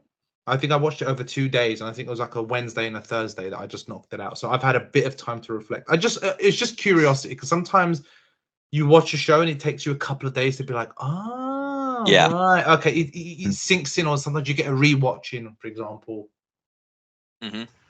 Yeah. Okay. Cool. Right, so episode 7, the North. For the North. So you get now all of a sudden Zuko's crew is actually on his side. So yeah, you get G come in and say, "Oh my God, Ozai's coming. He's coming to see you, Zuko." And Iroh's like, "Right, if Ozai's coming all the way here to see you, it's not good. It's a bad thing. You need to fucking go." So he goes out on his little boat, and it turns out it was a big trap set up by Zhao. Zhao watches it blow up. Completely new scene, never seen that before, but I digged it. I was in on it. I liked it.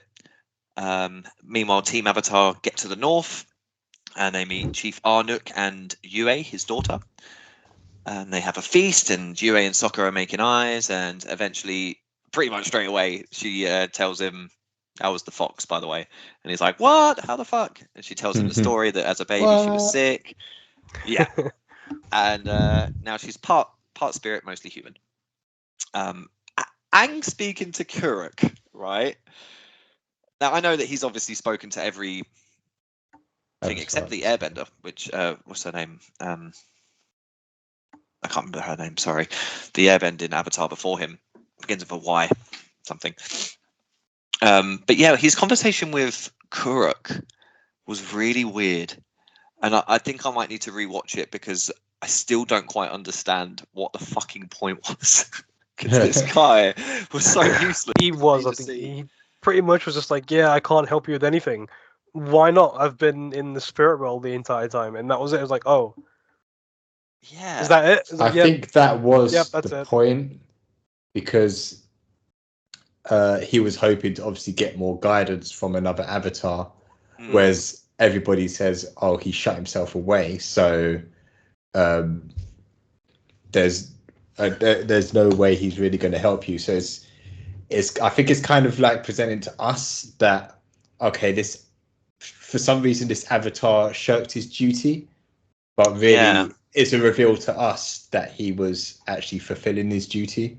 But the only real story progressor, I guess, from him is that we learn that his knife is made out of spirit stuff, materials from the spirit world. And that's why it kills the moon spirit. That's the only thing that we needed. Yeah.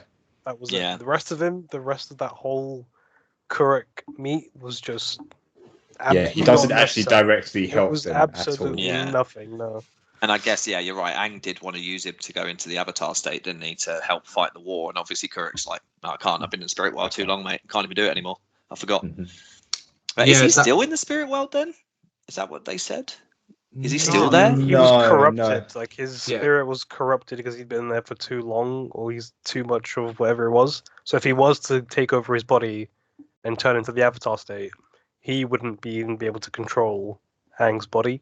I It's think just it was- that all Avatar spirits are collected in it, so he doesn't have to be in the spirit world, but you could still see his spirit. Right. Okay. I like that little backstory to Kuruk. Like you could see that little bit of bitterness. Like, I can't even control it myself, mate. And you could see him a bit annoyed, and people kind of disregarding him as, oh, he was not a very present avatar. But it's like, yeah, but I was in a fucking spirit world, saving this world over and over again, but no one knows. And he lost his wife, didn't he, to Ko? To Ko, yeah. It's a Doctor Strange kind of vibe, isn't it? It's like protecting the fabric of reality. Yeah. But you will never know because you can't see those planes. So. Yeah. So we learn Zuko is alive and undercover, and Katara learns some healing stuff, and then learns that they don't train women to fight, and she's like, "What?" Fucks up Haku. I really like that fight. I thought that fight was really, really cool. It was cool. I don't think it was in episode 7. I think it was in episode. I know. Was it in episode 7? It must have been. That's when they get to the north. It might have been episode. It was 7. Was it 7? Okay. It was 7. Do you think he's a bit less of a dick? Who do you think? What? Sorry. Do you think he's a bit less of a dick? Like, I thought he was a little bit more of a dick in this, to be honest, because it took a little bit of convincing for him. But then in the end, when he does turn, I guess he does say, like, he gives Katara a whole command and stuff, which ends up killing a load of people. But we'll speak about that when we get to episode 8. I must admit, I did find it weird that I know they've done this with Boomy as the actor and dressing him up, and the same with Paku. Like, it's obviously a younger man in the hair and makeup of an older man. You could really see like almost like the plastic of the mask around their eyes, just a little bit. I'm like, it didn't throw me off. I was like, oh, you're not really in your 60s or 70s. You're probably could be anywhere between your 20s and your 50s. Like, it just didn't quite match up. But no, good interpretation of Paku. I think they did it justice.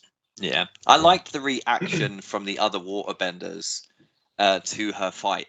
You know, when she does the slate thing and she's like doing that. Obviously, she learned that from Earthbenders, and I just love that moment. They're like, "What was that? That was awesome! Like, you've really done something completely new," and that just shows how good of a bender Katara is. She's, you know, all the best benders learn from the other nations, and yeah, I really like that moment. I think another thing that this show is doing as well, which I think I like, is that because I think both Aang and Katara, they actually both train under Paku, don't they? But in this, Katara is literally doing everything herself, learning everything herself. Yeah.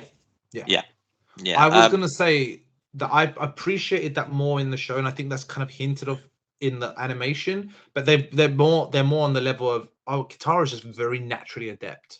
Like she's just very naturally kind of, you know, like her, like Zuko, like Aang, in their own elements, they're very, very just naturally adept. And whereas in the animation, it felt like Katara had to, not in a bad way, but had to work harder to get to a point. Because I think it was that way in the animated show, because Katara spent a lot of time learning and practicing and doing things over and over, an amount of things that she used to fuck up until she eventually got it right. But because you had more time in the animated show, it kind of felt like a much longer journey for Katara. Yeah. Obviously, with this, it was obviously a lot more sped up. So it was kind of like Katara knows one move, and then next episode she's picked up 3 more, and now she can do the ice discs thing. So the pacing was a bit off, but you're right. It did feel like a lot more of a longer, harder earned journey in the show, which I think I preferred. I think it's good, like having her sort of be her own woman, her own teacher, you know, because I think there's even in the show, I think even when Aang starts waterbending, he kind of gets it quicker and he's a bit better than Katara, and it pisses her off a little bit. Whereas in this, he hasn't done any waterbending at all, and Katara is just kind of like leaps and bounds, just progressive. I was waiting for that, but I think they do justify it like any show would, because as Rick said, it's trying to tell a long story in a very short amount of time. Whereas Zuko and Iroh go into that bar and they're like, right, let's not give it away that we're asking for the Avatar. It's like, have you seen anything weird? And it's like, I haven't seen this, but I've seen I heard that Avatar's traveling with 2 people. And they're like, oh my God. But you get Easter eggs in the background where they're like, oh, I heard they were helping people go through a canyon. I heard they were doing this. And obviously they're referencing existing episodes, but it also fleshes out like, oh, it's been weeks or days or months that we've not seen. So that would have given them time to improve and develop new moves. So per every 2 episodes, imagine there's a time break between them. That's kind of what the showrunners have said, is that every 2 episodes, like the director 2 episodes, there's a gap between, but they don't really make it very clear. No. But there is. They shouldn't. They shouldn't. It will get too specific. Oh, it's been 6 weeks. How could you learn that in 6? You don't want to be that. You just want to enjoy the ride. You don't want an actual time frame of saying, oh, this is how long it's been. 6 weeks, 7 weeks. You know, it's better to just be vague. You know, the past several weeks. Just say that it's fine. Like we can put it together. It could have been 2. It could have been 7. You know. Right. So then moving on to episode 8, the big finale. So it starts off with legends. Team Avatar ambush one ship and clear out the crew before realizing there's about 1,000 more to go through. So they come back and they're like, okay, fuck, we're in trouble. Katara convinces Paku to let her help. He gives her a little squadron, and the next time you see him, all dead. I don't know why they didn't. I mean, I get it shows the responsibility, but I mean, from Paku's point of view, I would have been like, just saying. This is why the women heal. This is why you should be healing. But it is kind of true. That was the first thing I thought of. Oh, she gave him one job and killed him. Never mind. I did also like that Chief Arnook asked Sokka to protect his daughter right in front of the other guy who she was with before or betrothed to before. It's such a oh man, there's 2 guys stood right there. It's like, and he died as well. He died as well. Yeah, he did die. But they didn't make him a dick in this. No, they didn't make him a dick. Yeah, which made it harder. I was like, no, but I like that they kind of put that in the past. She was like, yeah, I wasn't like. I think you were right in saying in the whole spirit world when he meets the fox, because in the cartoon, she's at the moment betrothed or engaged to be and all that jazz. And Sokka's kind of just this third person, and it kind of, it ruptures their relationship and they kind of fall in love in their own way. But in this, it's like, no, this guy is around me. We were meant to be. And he's a nice person, but I didn't feel that way. And also, I am the fox. You have been in my dreams. I did help you out, and she gets deep with him, because there's already a backlog to that character where he makes a joke and she's like, no, don't do that. Don't make a joke when you're in pain, because they already referenced that in the spirit world when she's like, do you always make jokes when you're uncomfortable? And I liked that. I was like, oh, it's justifying this relationship way more without the politics of engagements and all the douchebag guy versus the nice guy, Yeah, no, I agree. I think they did this whole triangle very well. It was barely a triangle. She just said, no, you're not the one, sorry, and he had to deal with that. That's it. Very, very realistic, to be fair. So meanwhile, Zuko sneaks into the Northern Water Tribe and tries to find the Avatar. Iroh warns Zhao not to send all of his forces to the front of the city, because during the night, waterbenders gain more strength due to upcoming ice moons. So at night, apparently every other so often there's an ice moon. I actually had never heard of that, I don't think, in the animated version. Really? I think it was just at night they're more powerful because of the moon, but I don't remember it being called the ice moon. I thought it was just more of the full moon, but the thing that they did in the show, which I cannot remember in the animation, is they say that in this particular ice moon, the water spirits embody a mortal body, which in this case is the fish. But in the animation, is that the same case? Or is it the winter solstice? It's just called something different, isn't it? Yeah. It's called the winter solstice in the original. Right. That's why I was so confused. I was like, what the fuck is the ice moon? Like, what? Is that an ice moon spirit then? That's so confusing. But and so Zhao says he's got this knife from Kuruk, which is capable of killing the moon spirit's physical form when it does this on this day. And then Iroh's like, I don't like that idea, but I'm going to follow you just to keep an eye on you.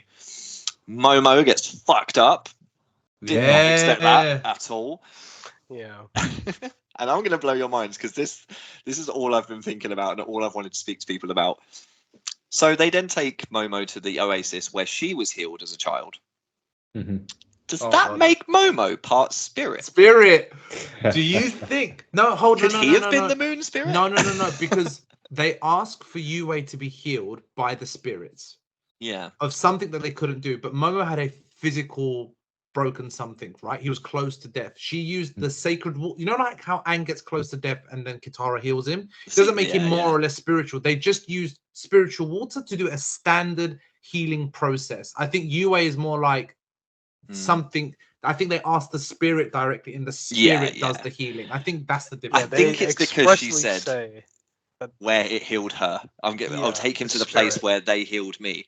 And that's why I was like, okay. So Momo is now a moon, bit part moon. Maybe that'll come back later. I mean, it would be dope. I would be fully on board for. How many times is Momo even shown in the show?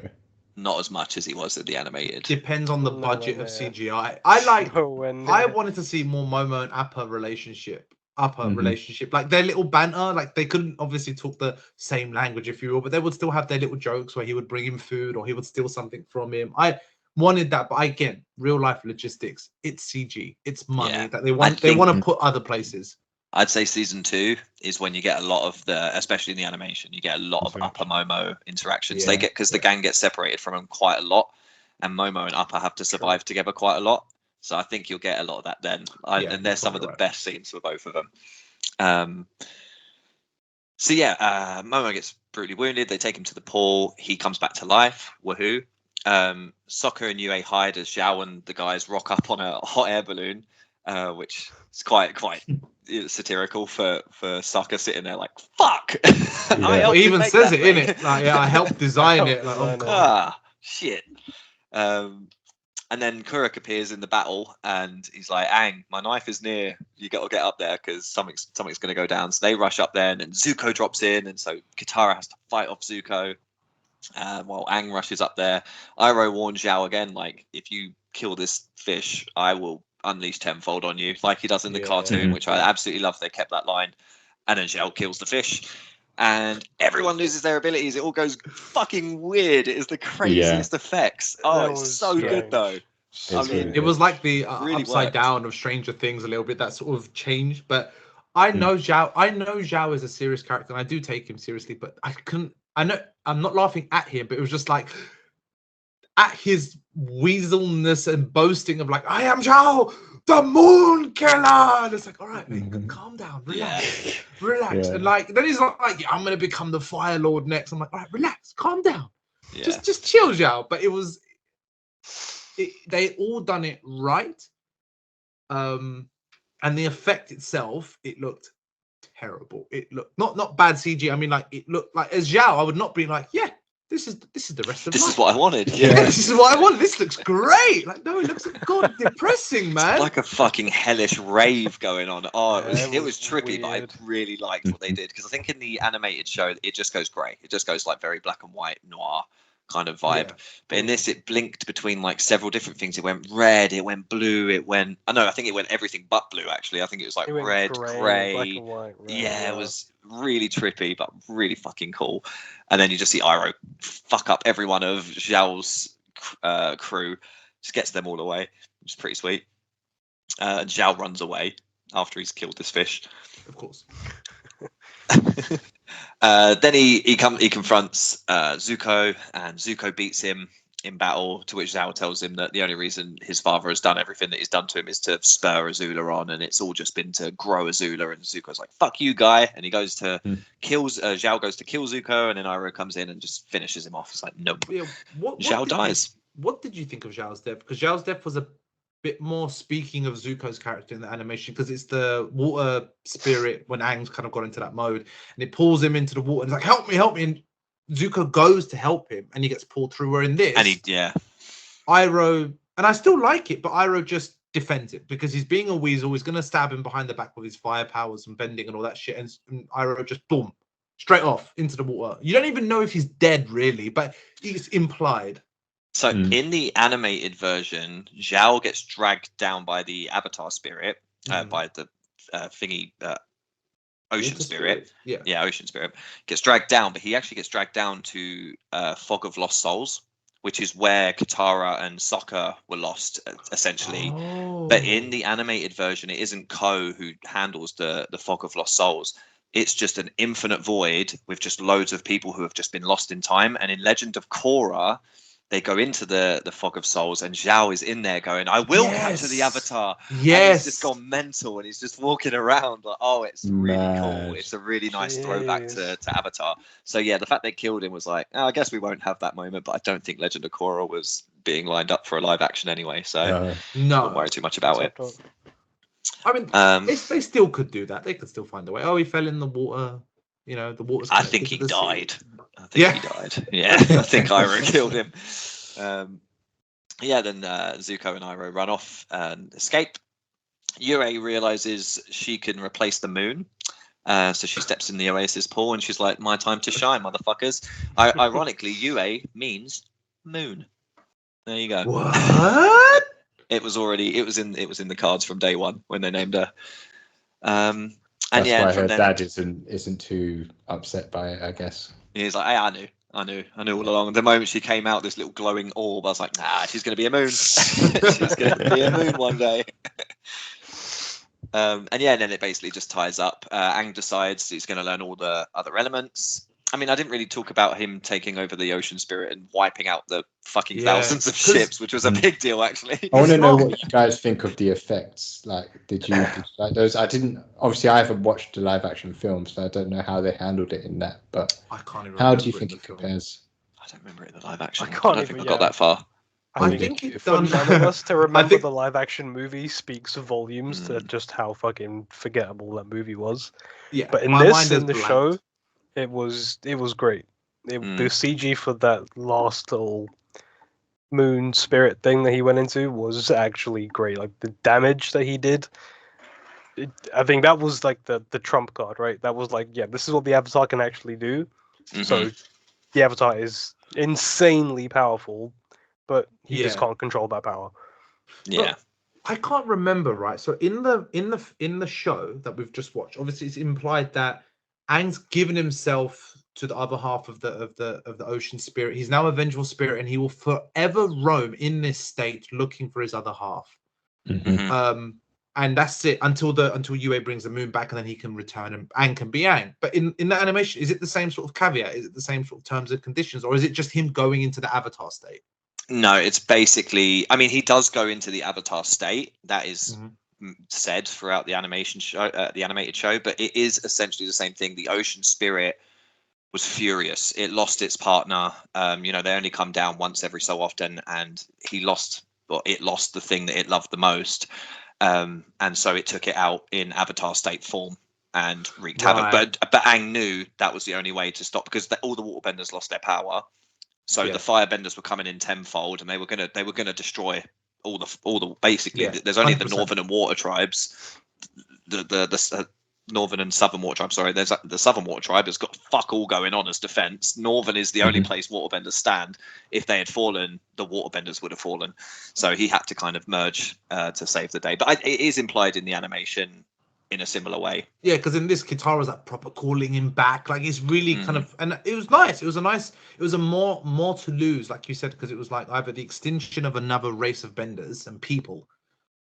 But he had to, because the ocean spirit uses his Avatar state to propel that vengeance. Yeah, that's it. Yeah, okay. I'm glad. Yeah. I liked this because Ozai reveals at the end of this episode that the attack on the Northern Water Tribe was a decoy. Yes. And he sent Azula in to infiltrate Umashu. Obviously, that's a very late tie-in of Book 2. So the fact that they're going to start it early with her infiltrating the Earth Kingdom and not infiltrating Ba Sing Se, I'm interested. I'm very, very interested. Charlie. There is no war at Ba Sing Se. There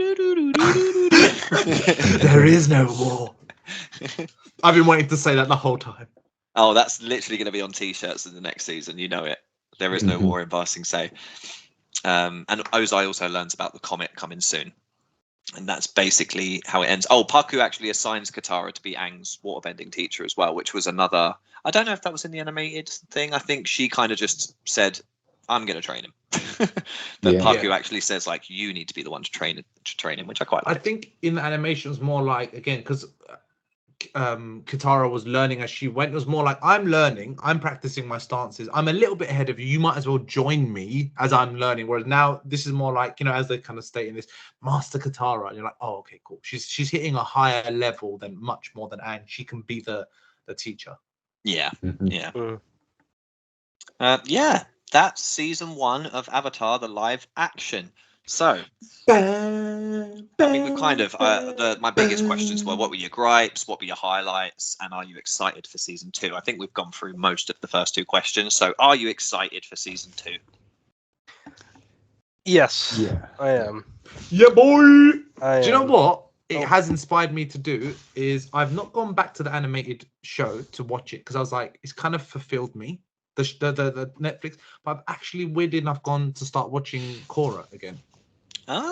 Just to be in that world. It always kind of makes me feel like I kind of want to dip into it, and I'm starting to enjoy Korra more and more. I watch it without the comparison of the original one, but it's definitely making me feel immersed in that world. I think the show done exactly what it's supposed to do, and I'll be honest with you, a lot of people's comments online and the gripes have been, no offense to them, your opinion's your own, but a bit fucking pitiful. Like, I'm glad you said it.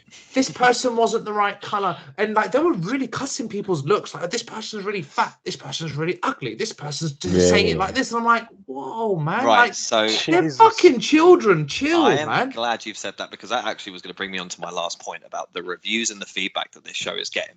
So I was saying to Fraser just before you guys joined the chat, I'm part of about 3 or 4 different Avatar groups on Facebook and other social medias and stuff. It's just the animated show. And so obviously when the live action came out, I was so excited to see what people were thinking, because I watched all 8 in one day and was like, this is what we've always wanted, guys. I was ready to hype. About 80% of the fan group hate it. Like, hate it. Wow. And it's for stupid things, as you said. Like, one that I mentioned to Fraser, one of them was, Upper isn't white enough in this. Why does he look so dirty? Because he's got real fur, you fucking idiot. I don't know how to tell you these things. People were saying that May and Ty Lee looked fat. Yeah, I heard that. Who fucking cares? Like, I mean, what did you expect? They were going to cast anime girls? They don't exist. So many things. And like, honestly, the fan base of the original has ruined a lot of the feedback from actual critics, because it's like, no, it's not as good. It's not as good. This is actually fantastic. It's been really well received by so many big critics, but it's the fan opinion that's bringing it down. That's sad, IMDb, man. It's got a 7.4 out of 10, which isn't bad at all. It's quite good. No.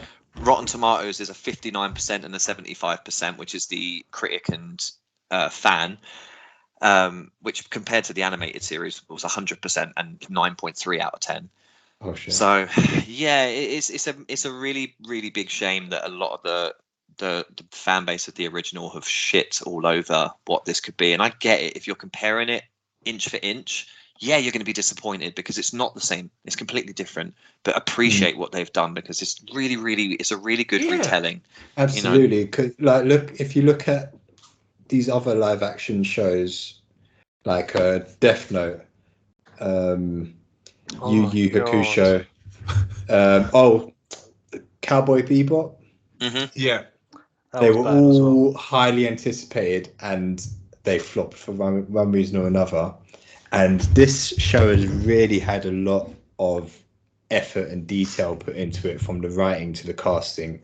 And they've done what they could with, like you said, like 20 episodes worth into 8.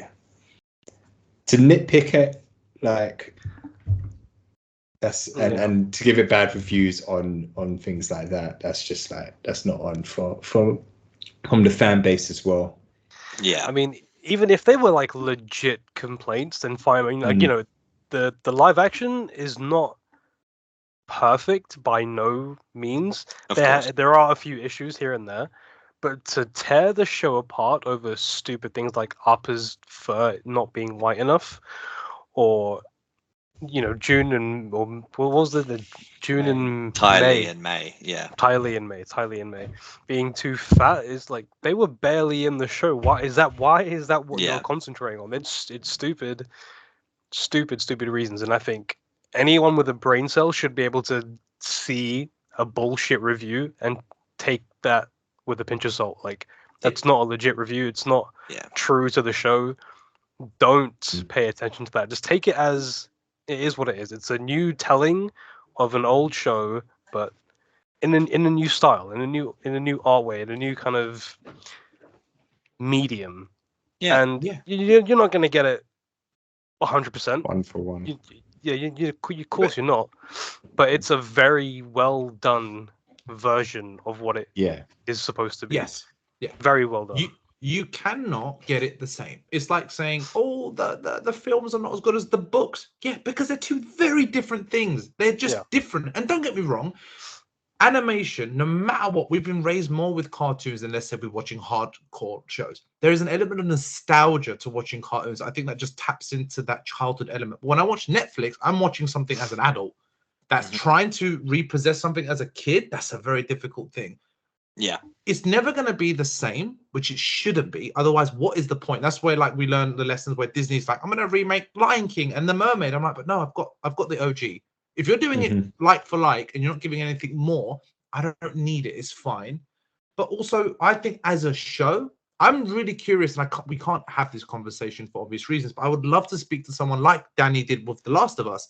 Hey, you've never watched the animated show. What do you think of it as a show, just by itself? And I think as a show, I think it done it really well. And I think everyone done it really well. And in the longest shot that anyone was ever listening to this, that was ever part of the show or in the show, I think you all done fucking amazingly. And don't take the gripe of grown-ass men and women talking to children about fucking children and teenagers. You could have done it better. You fucking do it then. Yeah.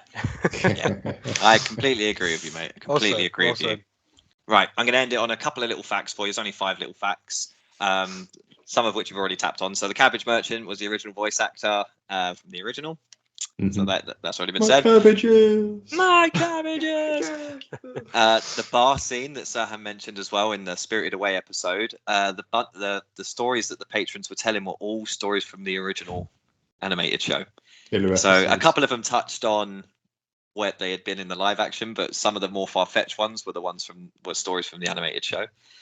The first piece of licensed music that was used from the animated show in this show was Leaves from the Vine. Yeah. For Liu Ten's funeral. Do you remember the song in Tales of Ba Sing Se where Iroh sings Leaves from the Vine? Little Soldier Boy, man. I'm getting Little Soldier Boy. Yeah. That's played at Liu Ten's funeral, and my God, I mean, we didn't really speak much about Liu Ten's funeral, but probably for the best, because that was so emotional, and that song playing in the background, it made me cry.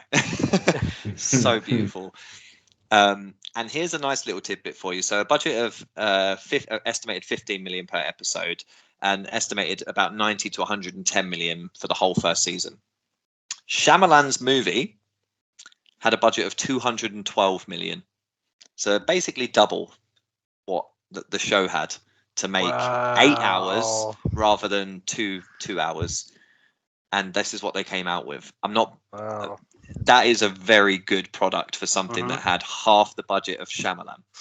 Absolutely. So just keep that in mind when giving you shitty reviews. Budget on shit gives it more space to be shit. But the last thing the comment I would make that you mentioned with the licensed music, and I didn't realize it was licensed. The only thing I want is I really want the fighting music of the OG Avatar animation in the show. I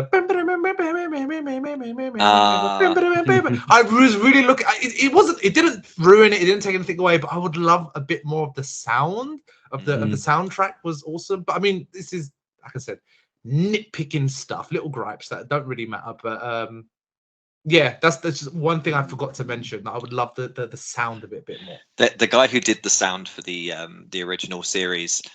He done every single instrument you hear. He just had a room full of instruments. He had no idea how to play them. He'd just figure it out and then be like, oh, record that. And he made all that music in one room.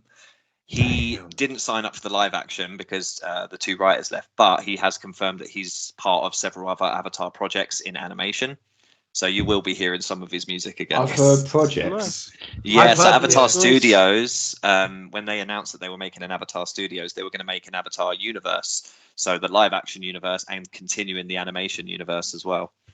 Oh, So, exciting Nice. stuff coming. Nice, And nice, apparently nice. continuing the story of Aang. I'm Crazy. hoping getting all the original actors back because they are still so in love with this show. Every single one of them are still doing Comic-Con panels and stuff for Avatar. So Sick. I've looking- actually seen some videos of them at Comic-Con. Obviously, they're much more grown up now, but they can still hit the same yeah, voices, which is kind of really, really cool. Awesome. Yeah. Look forward to it all. so I'm glad you guys enjoyed it. Hopefully we'll be Yeah. back for a season 2 of it. Yeah, I've been your host, Charlie. Charlie. And Rick. I've been Fraser. And I have been Serhan. Namaste, guys. Namaste. And, Namaste. Namaste. Go. Ha ha. Oh, God. all right, yeah. Thanks for joining us, guys. Catch you next week. Yeah, boys.